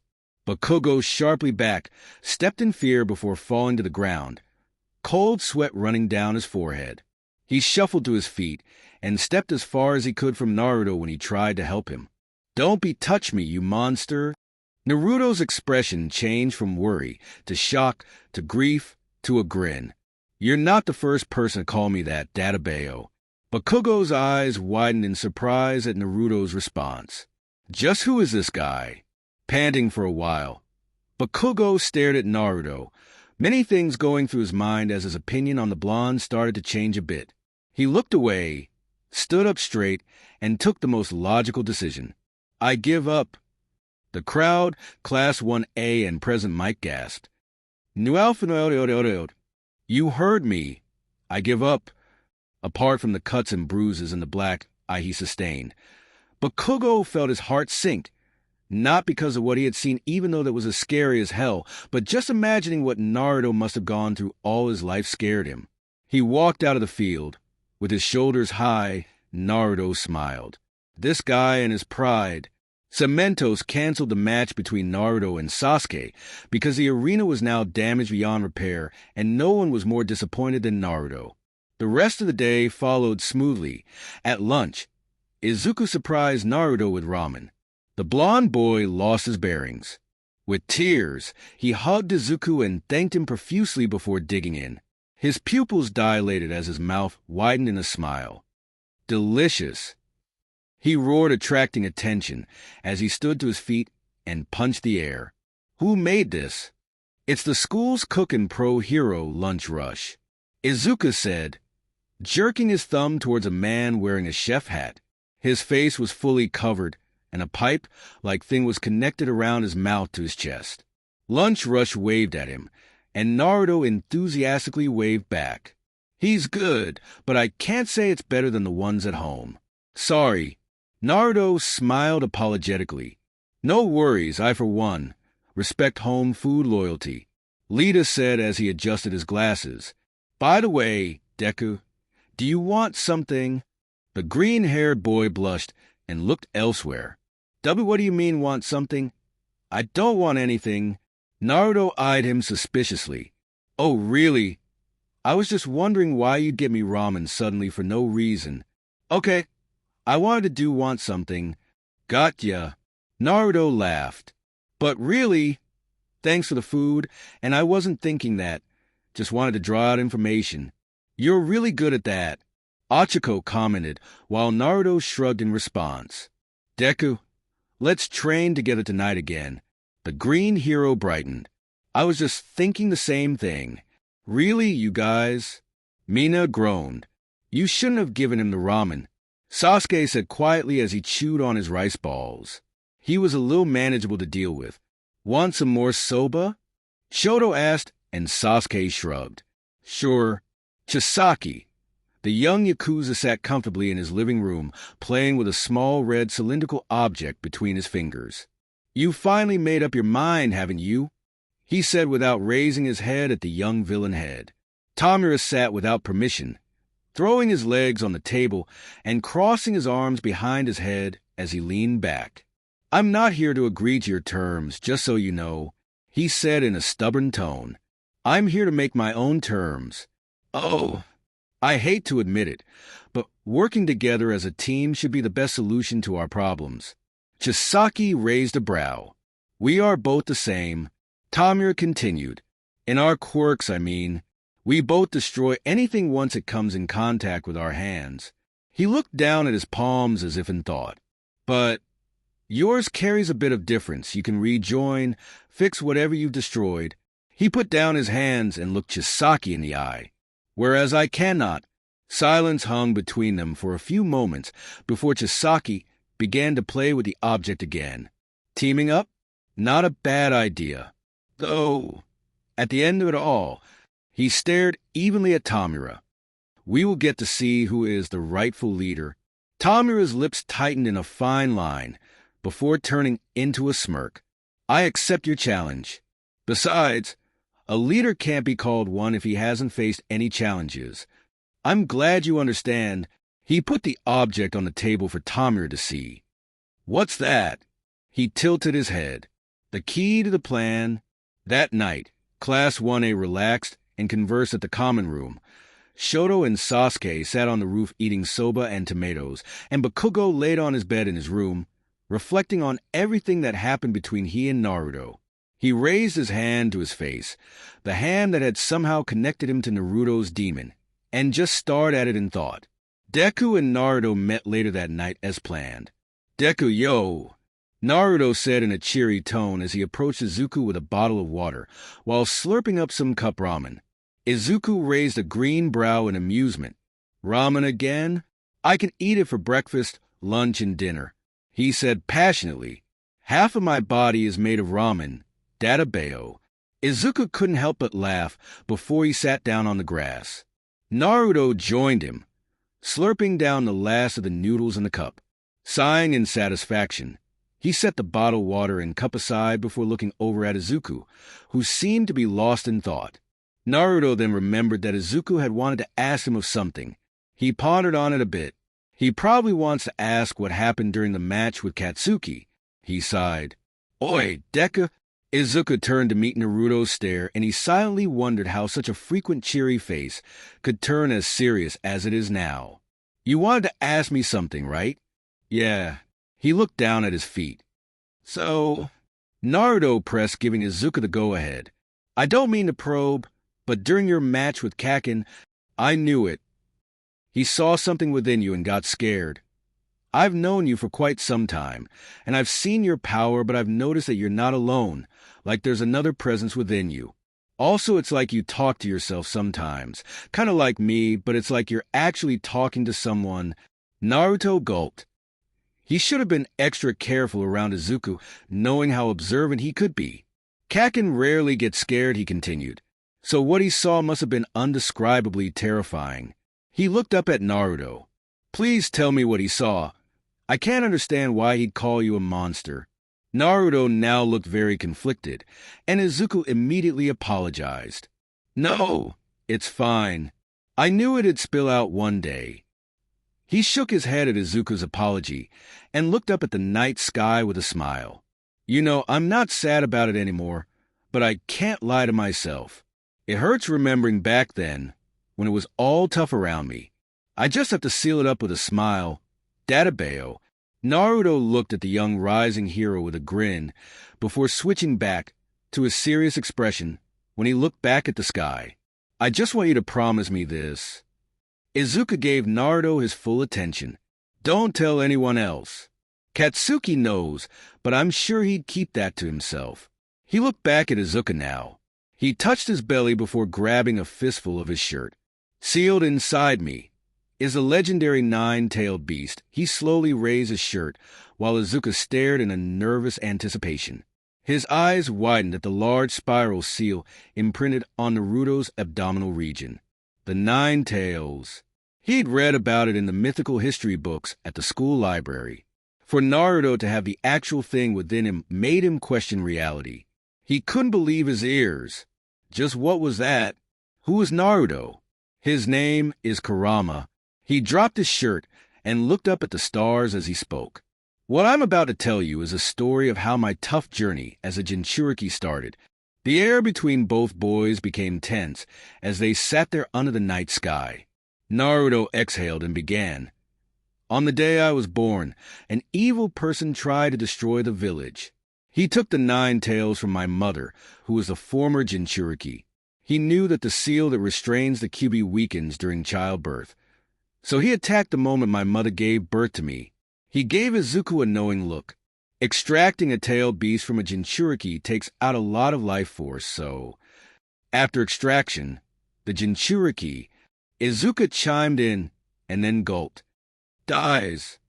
He exhaled a shaky breath as he thought in fear and anxiety. Your mother died. His eyes bled tears when Naruto nodded. How? How had he done it? Living his whole life without his mother. He could never do that. Without his mother, he wouldn't know what to do. Hey, don't cry. I haven't even started, Naruto said casually, and watched him silently with a sad smile as he wiped at his never-ending tears. Gee Gomen. Ah! Daijobu, he continued when Izuku had stopped sniffing. My father, who was a hokage at that time, sacrificed himself to protect the village. The man had taken control of Kurama and used him to destroy the village. Many lives were lost. My father gave up his life to make the seal that imprisoned Kurama in me. Anger flashed in Izuku's eyes. What did he just hear? Did Naruto just say what he thinks he said? Your own father. He balled his fists. How could he have done such a horrible thing to you? Naruto only laughed. I was angry too, but I found out that he did it because he believed in me. Izuku still seethed. And remember, he sealed half in me. Where do you think the other half went? Naruto grinned, causing the green-haired boy's expression to mellow down, but he felt worse. Both his parents had died on the day of his birth. I think I already told you this. Afterwards, I was seen as the demon fox who destroyed the village and claimed many lives. I was hated, and what was harder was my inability to control Kurama's power back then. He paused. Back then, Kurama and I had a really shitty relationship. He chuckled. He even tried to eat me once, Databeo. I have a short temper, and Kurama took it to his advantage. He'd make me go on rampages, so he could get free, just like that time on the news. Izuku muttered while Naruto nodded. That never happens anymore, but for some reason, he touched his belly. I felt this strange energy pierce right through me, and the next second, I was out of my mind. He wiped off his serious expression and grinned. Shikashi, I and Kurama teamed up, and we saved the village together. And now being a Jinchuriki isn't so bad anymore, Databeo. Izuku took in everything Naruto had told him, and he smiled. All that suffering he went through, and how far he had made it pushed Izuku to admire him. Then he agreed with himself. He could ask Naruto for the favor. Rising to his feet, he looked at Naruto with a determined expression. Naruto blinked at him in question. Naruto, I want you to train me. The blonde ninja knew this moment would eventually come because All Might had told him, but he feigned surprise to keep Izuku in the dark. Or he pointed at himself with a dumb look on his face. Yes, you. Somehow, I've noticed our powers are similar. I see. Naruto stood to his feet and backed up a few steps from Izuku for a good sparring distance. You mean my Toad Sage mode, right? You're wrong. It's true that my Sage mode and your full cowling might be similar, but think again, they're generated pretty differently. They are. Naruto nodded. My quirk is activated like this. I absorb natural energy. He closed his eyes for a few moments before opening his now toadish eyes. And then I convert it to chakra and have this Databeo. Oh, I see now. I actually find your quirk a lot more similar to my friend's. Is it the one with super strength? He generates his power through the energy already stored in his body. It enhances his physical abilities to a very ridiculous level. Izuku touched his chin in thought and agreement. You're right. It is very similar, but I do have a final form of mine that could be related to your power. Izuku looked up and his eyes widened. Why, you're glowing. To get to this form, I generate the energy within me. It was hard at first, and I needed to focus for a really long time, but thanks to experience, now it just flows through. He smiled. Izuku gaped at his new form. His eyes were all orange and had a cross-like shape as his pupils. He glowed like the sun. His whisker birthmarks bold-ned, and his hoodie unzipped from the wind pressure that surrounded him. He quickly deactivated it as he zipped his hoodie. I can teach you because I can relate with you. We both had incapabilities, Databeo. I couldn't learn the Rasengan the usual way.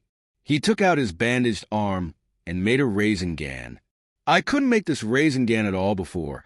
I couldn't even get a good grasp of the way I was taught by my master, so I thought of a way to make things easier. He grinned. By using shadow clones, I was able to make a Rasengan and fully develop my skill until I could make them myself. Izuku nodded with a smile. Naruto was right. Right now, he couldn't get a full grasp of the power of his one for all, so he stuck to using only 5% and training his body, but there had to be another way. I need to fully develop my power.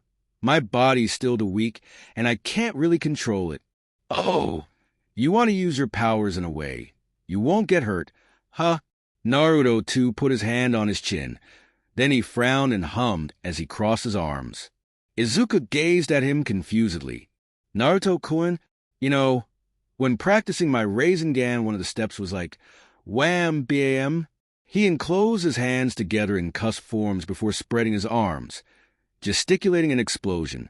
A little breeze blew past them as Izuku looked at Naruto incredulously. Nanny? What the hell did he just say?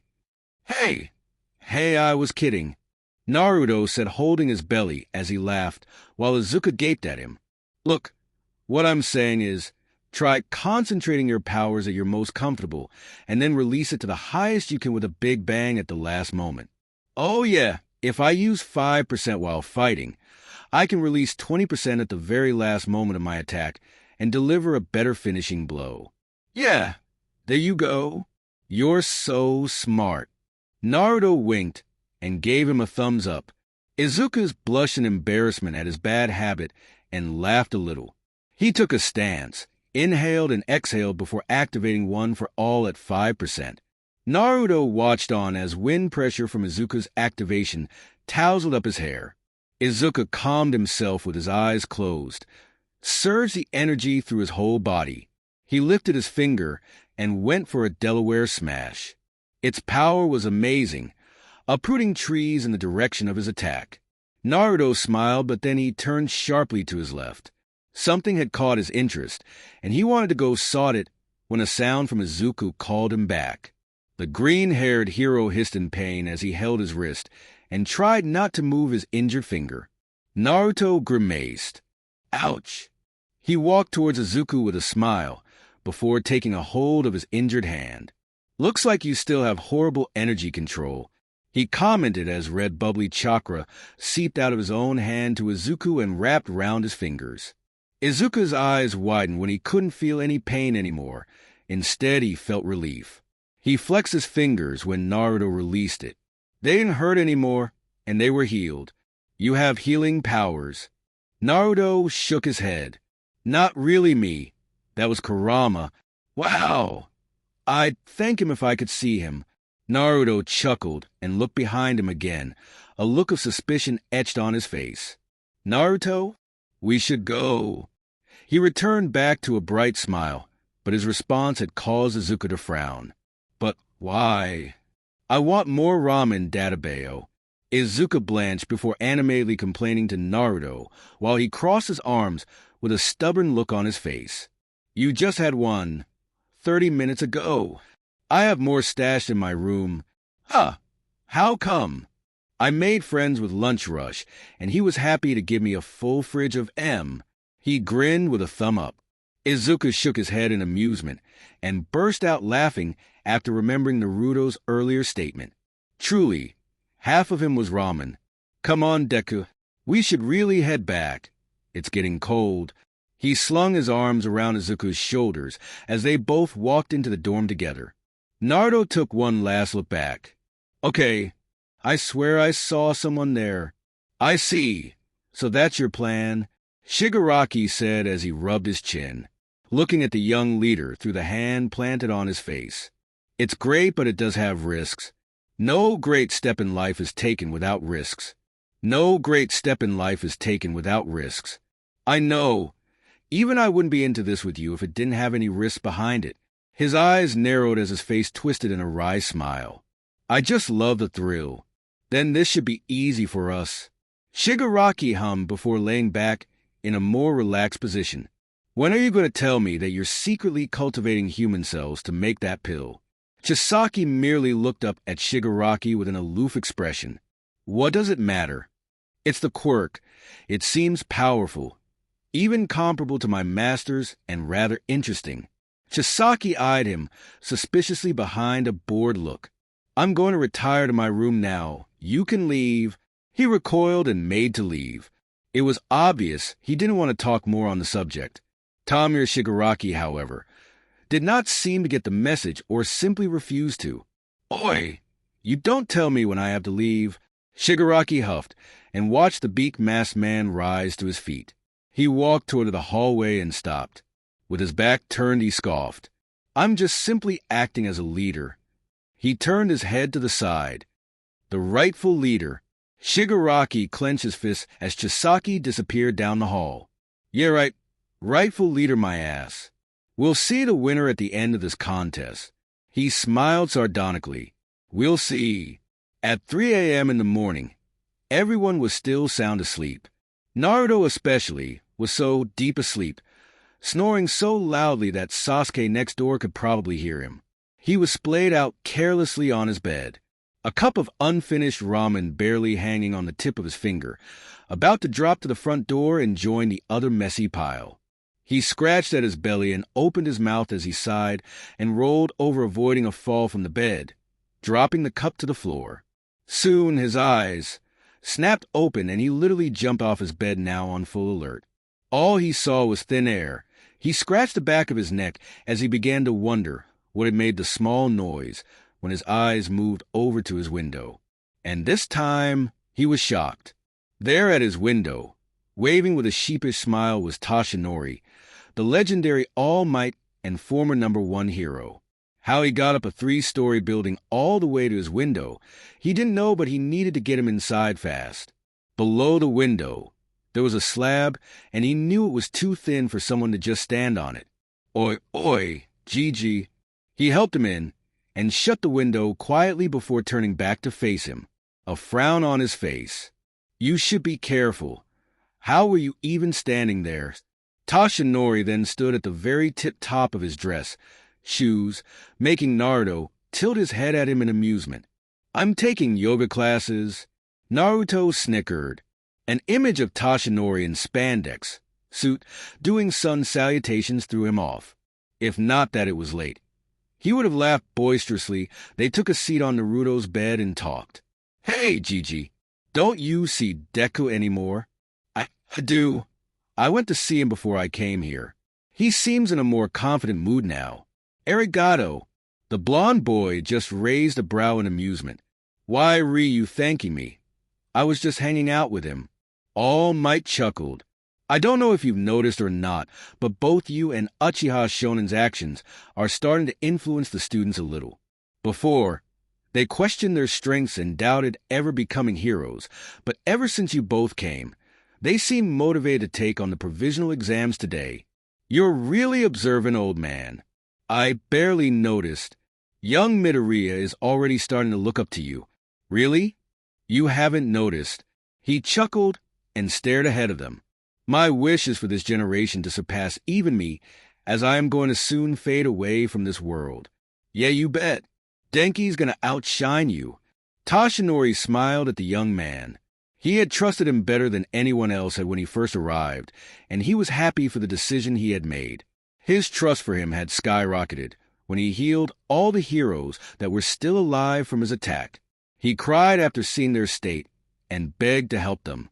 However, he was still conflicted after taking those lives. It had hurt him. Ja, Toshinori Ajiken, were you stalking Deku and I while we were training? He grinned and soon frowned when Toshinori's response all but confused him. No, I was at Tartarus. You saw someone. Right after Deku did that finger-flicky thing, I saw someone move around in the shadows and escape into the bushes. I led Deku away in case. Toshinori hummed. Yes, he did tell me you two had to leave early. That was a wise decision. If you had followed after whoever that was, Midoriya would have wanted to follow you, and it could lead to a lot of problems. He stood to his feet, his body no more relaxed and his calm face stern. "Thank you for telling me this. Young Uzumaki. Just Naruto's okay." He whined, amusing the legend as he exited through the door. "The provisional certificate examination is today." He flashed Naruto a smile. "I hope you and Uchiha are ready." Naruto have him a confident smile. "Ah." Tashinori then nodded and grinned sheepishly. "Sorry for taking up your morning sleep time." As Tashinori closed Naruto's room door and turned, he froze. Dark eyes narrowed at him while his mouth widened in a stupid grin. Sasuke sighed as the old man put his index finger to his lips and hurriedly but carefully ran down the hall. Great, another Jiraiya. The next morning consisted of the grogginess of the students when waking up, alive by breakfast, and then leaders shouting out commands for them to enter the bus in a single file. Naruto had wanted to sit by Izuku, who was, as usual, muttering his study out loud. He smiled and decided not to distract the boys, so he sat by Denki. "Oh, Naruto, this is probably the first exam you've taken with us. How do you feel?" Naruto grimaced a bit. "I'm really bad at written exams." "Me too," Denki gushed. "But this isn't a written exams, it's practical," Kirishima said to them in his seat that was in front of them. "Though I'm not sure Kaminari's good at that either." He smirked, causing the electric hero to whine. "Ah, it was Jiro and now you too?" Kirishima all but snickered at him. Bakugo sat next to Kirishima right in front of Naruto, and he was unusually quiet. Ever since his fight with Naruto, his suspicion had been replaced by a discovery. Naruto was never a villain spy. In fact, he wasn't even from here. The energy he had felt during their contact was beyond his imagination and overwhelming. Minus the freaky demon fox he saw inside him, Naruto's power was exceeding great, and it was scary. He knew of different power levels, and Naruto had one-upped them by a great mile. Was it possible that he could be a god? No. That was a foolish thing to assume. Naruto had a very childish and jovial nature, but when it came to fighting, he literally turned to another person. Bakugo sat there thinking. All Might must have sent him and Sasuke as extra security to safeguard them, but also act as their classmates. That was a very logical conclusion, but come to think of it, where did All Might find someone that was possibly stronger than he was? A hand on his shoulder brought him out of his train of thoughts. He looks up and meets the amber eyes of his closest and only friend. "You okay there, bro?" "Just shut it. No one said I wasn't fine." Bakugo snapped and brushed Kirishima's hand off his shoulder, and instead of the red head to get offended, he grinned. "Glad you're okay, bro." The corner of Bakugo's lip rose a little. This is why he accepted Kirishima. He seemed to be the only person that could put up with his flaws and excesses. "Say, Naruto, have you picked a hero name?" Denki asked. "Yeah. Aizawa Ajiken told me it was necessary." "It's QB." Denki raised an eyebrow. "QB? Like 9 tails, you've got tails or something, like Ojiro?" Naruto just smiled. "I do, but unlike Ojiro, they aren't on me all the time." He then leaned on the window and gazed out the bus. "I just hope the day I have to bring them out doesn't come." Denki, of course, was beyond confused, but despite being dumb, he knew what Naruto was aiming at with his tone of voice and sudden change in expression. It made him remember Class 1A's close encounter with All for One. It was traumatizing. But thanks to All Might, themselves and their quirks were still here. He gave Naruto a soft nudge and met his face with a grin. "We're gonna be okay," he said with suave, making Naruto chuckle. Takoba National Stadium was even more huge than the students had imagined. They stepped out of the bus in an orderly single file thanks to their infallible class rep. "Whoa, this stadium's huge. Like how many of us are even participating?" Denki asked, looking around. "Ugh, I'm so nervous." Kyoko whined and hugged herself. "Here's something to help," Aizawa said. "Normally this exam has a 50% pass chance, but due to the Stain incident and retirement of All Might, it has been reduced to 10%. The students all had mortified expressions on, and Kyoko looked drained of color. "That's not helping at all." Anyway, use this as a step to move from an egg to a chick who now has the freedom to explore the reasons of its existence. I'm not just going to be a hero chick, I'm going to be a hero chicken. Denki hollered, making the class snicker. You have heard Kaminari, classmates. Lita said. He seemed to have a grasp of what Denki had said, even though it was pretty funny and stupid. He pushed up his glasses, and with a determined and confident look, he gazed at his classmates. Let's do our very best. Everyone caught on, and soon started to catch the morale. Plus, unknown to them, another student had snuck up behind them. Ultra, he finished up with them in a boisterous tone, scaring the shit out of the students. Hey! He hollered again when another student with hair on every part of his body, even covering his face, called out to him. Don't disturb them, Inesa. Inesa then did the unexpected. He literally bowed his head to the ground with such force that he began to bleed in the forehead. Goma Nisai. Naruto shook his head. This guy's like Bushy Brow Sensei. I just love UA so much. I'm glad I get to participate with you all. With that, he marched over to his fellow students with a wide grin on his face. Class 1A did nothing but gape at him as he walked off with his classmates. Inesa Yarashi, Aizawa said as he watched the over-enthusiastic boy. Aizawa-sensei, you know him? Izuku asked. He passed the test and was offered recommendation into UA. The students looked on surprised. However, he declined the offer. What? But he just said he loved UA. Kirishima raised an eyebrow. I knew there was something to him. Naruto said quietly to Sasuke, who gave him a side eye. You always know.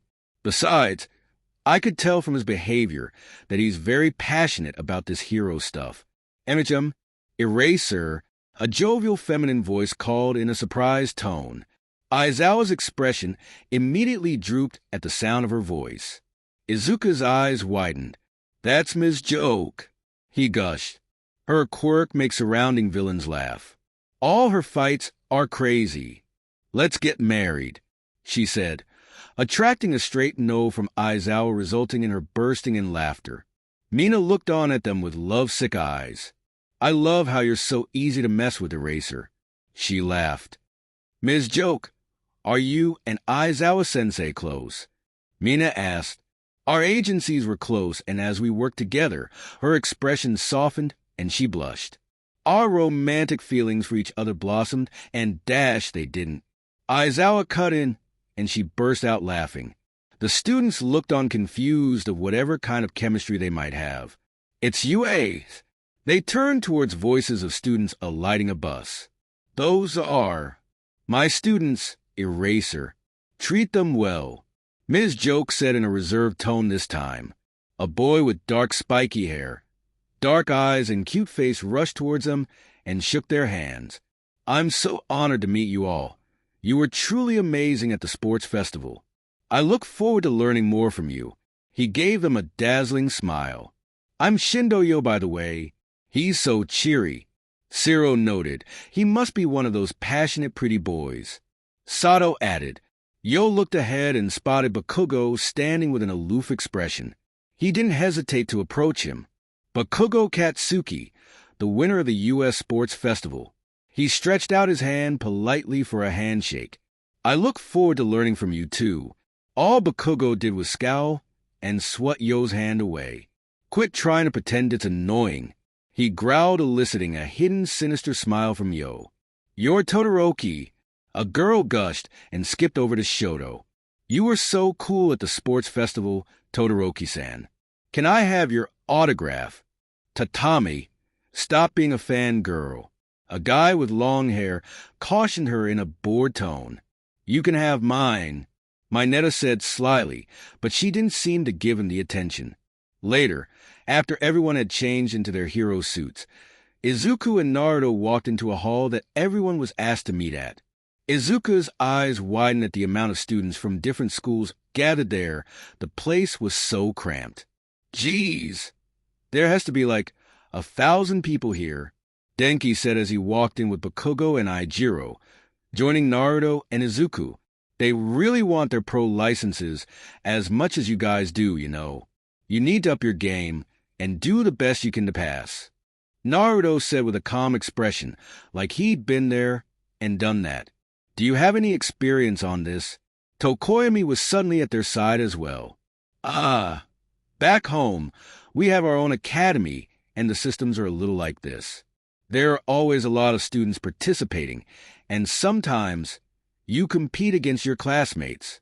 Izuku's eyes widened. I wouldn't be able to do that. Naruto just chuckled at his behavior before a voice came in through the mic. A tired and groggy voice.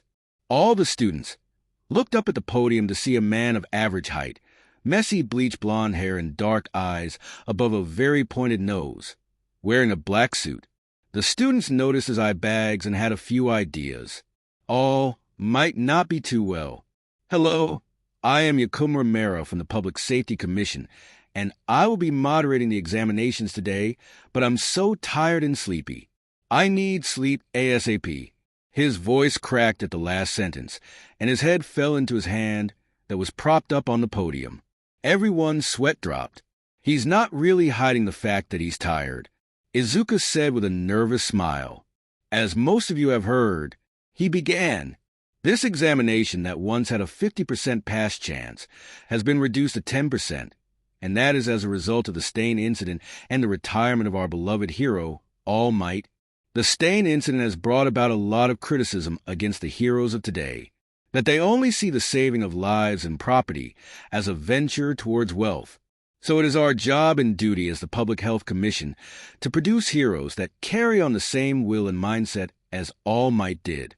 And in order for that to be made possible, we have decreased your chances of passing to see how serious you are about this. He took a deep breath after the long speech and sighed tiredly through the mic. Though he was tired, Naruto and Sasuke could tell that he was passionate about this. The exam is divided into two parts. The first part will help fish out those with better combat and teamwork skills. You'll be given the balls and 3 targets or weak points. Put these targets on visible areas on your body. You are not allowed to put them under your feet or in any other hidden area, like under your armpit. He scrunched his nose. That will be gross. Use the balls given to you to hit the targets in order to pass. If you are hit in all 3 targets, you will be disqualified. He sighed again and scratched his head. Oh, and I almost forgot. This first examination has space for only 100 victors. The crowd of students gasped. With about 1,000 students here, only one can pass. Izuku asked rhetorically. Jiro hugged herself even tighter and shook. Oh, I'm getting even more nervous. It's going to be fine, Kyoka, Momo assured her before donning a confident expression. We just have to do our very best and use our skills honed through intense training. So, without further ado, your exams begins now. As if on cue, the building opened up like a present box, surprising the students, but what surprised them more was their surroundings. The Public Safety Commission had gone so far to make the examination ground look like a real battlefield. From the rough, rocky grounds to the hills, abandoned buildings and factories. Isn't this a bit unnecessary? Izuku asked incredulously. Yes, I know it's unnecessary, Mera said out of the blue before yawning. And that is why I couldn't get enough sleep. His voice cracked. So hurry up and get this over with, so I can have a nap soon. Thank you. And with that, all the students started attacking, but it was quite obvious that all their attacks were aimed at UA. They counterattacked them easily, much to the surprise of the other schools. Looks like this isn't UA from the sports festival.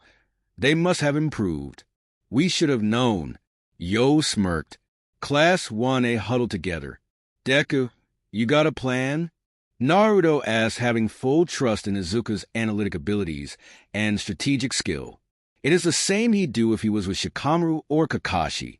Izuku, donning a serious expression, answered the blonde. As long as we fight together, we can win. It's school against school here. Plus, we're the ones being targeted. It's a horrible idea to work alone now.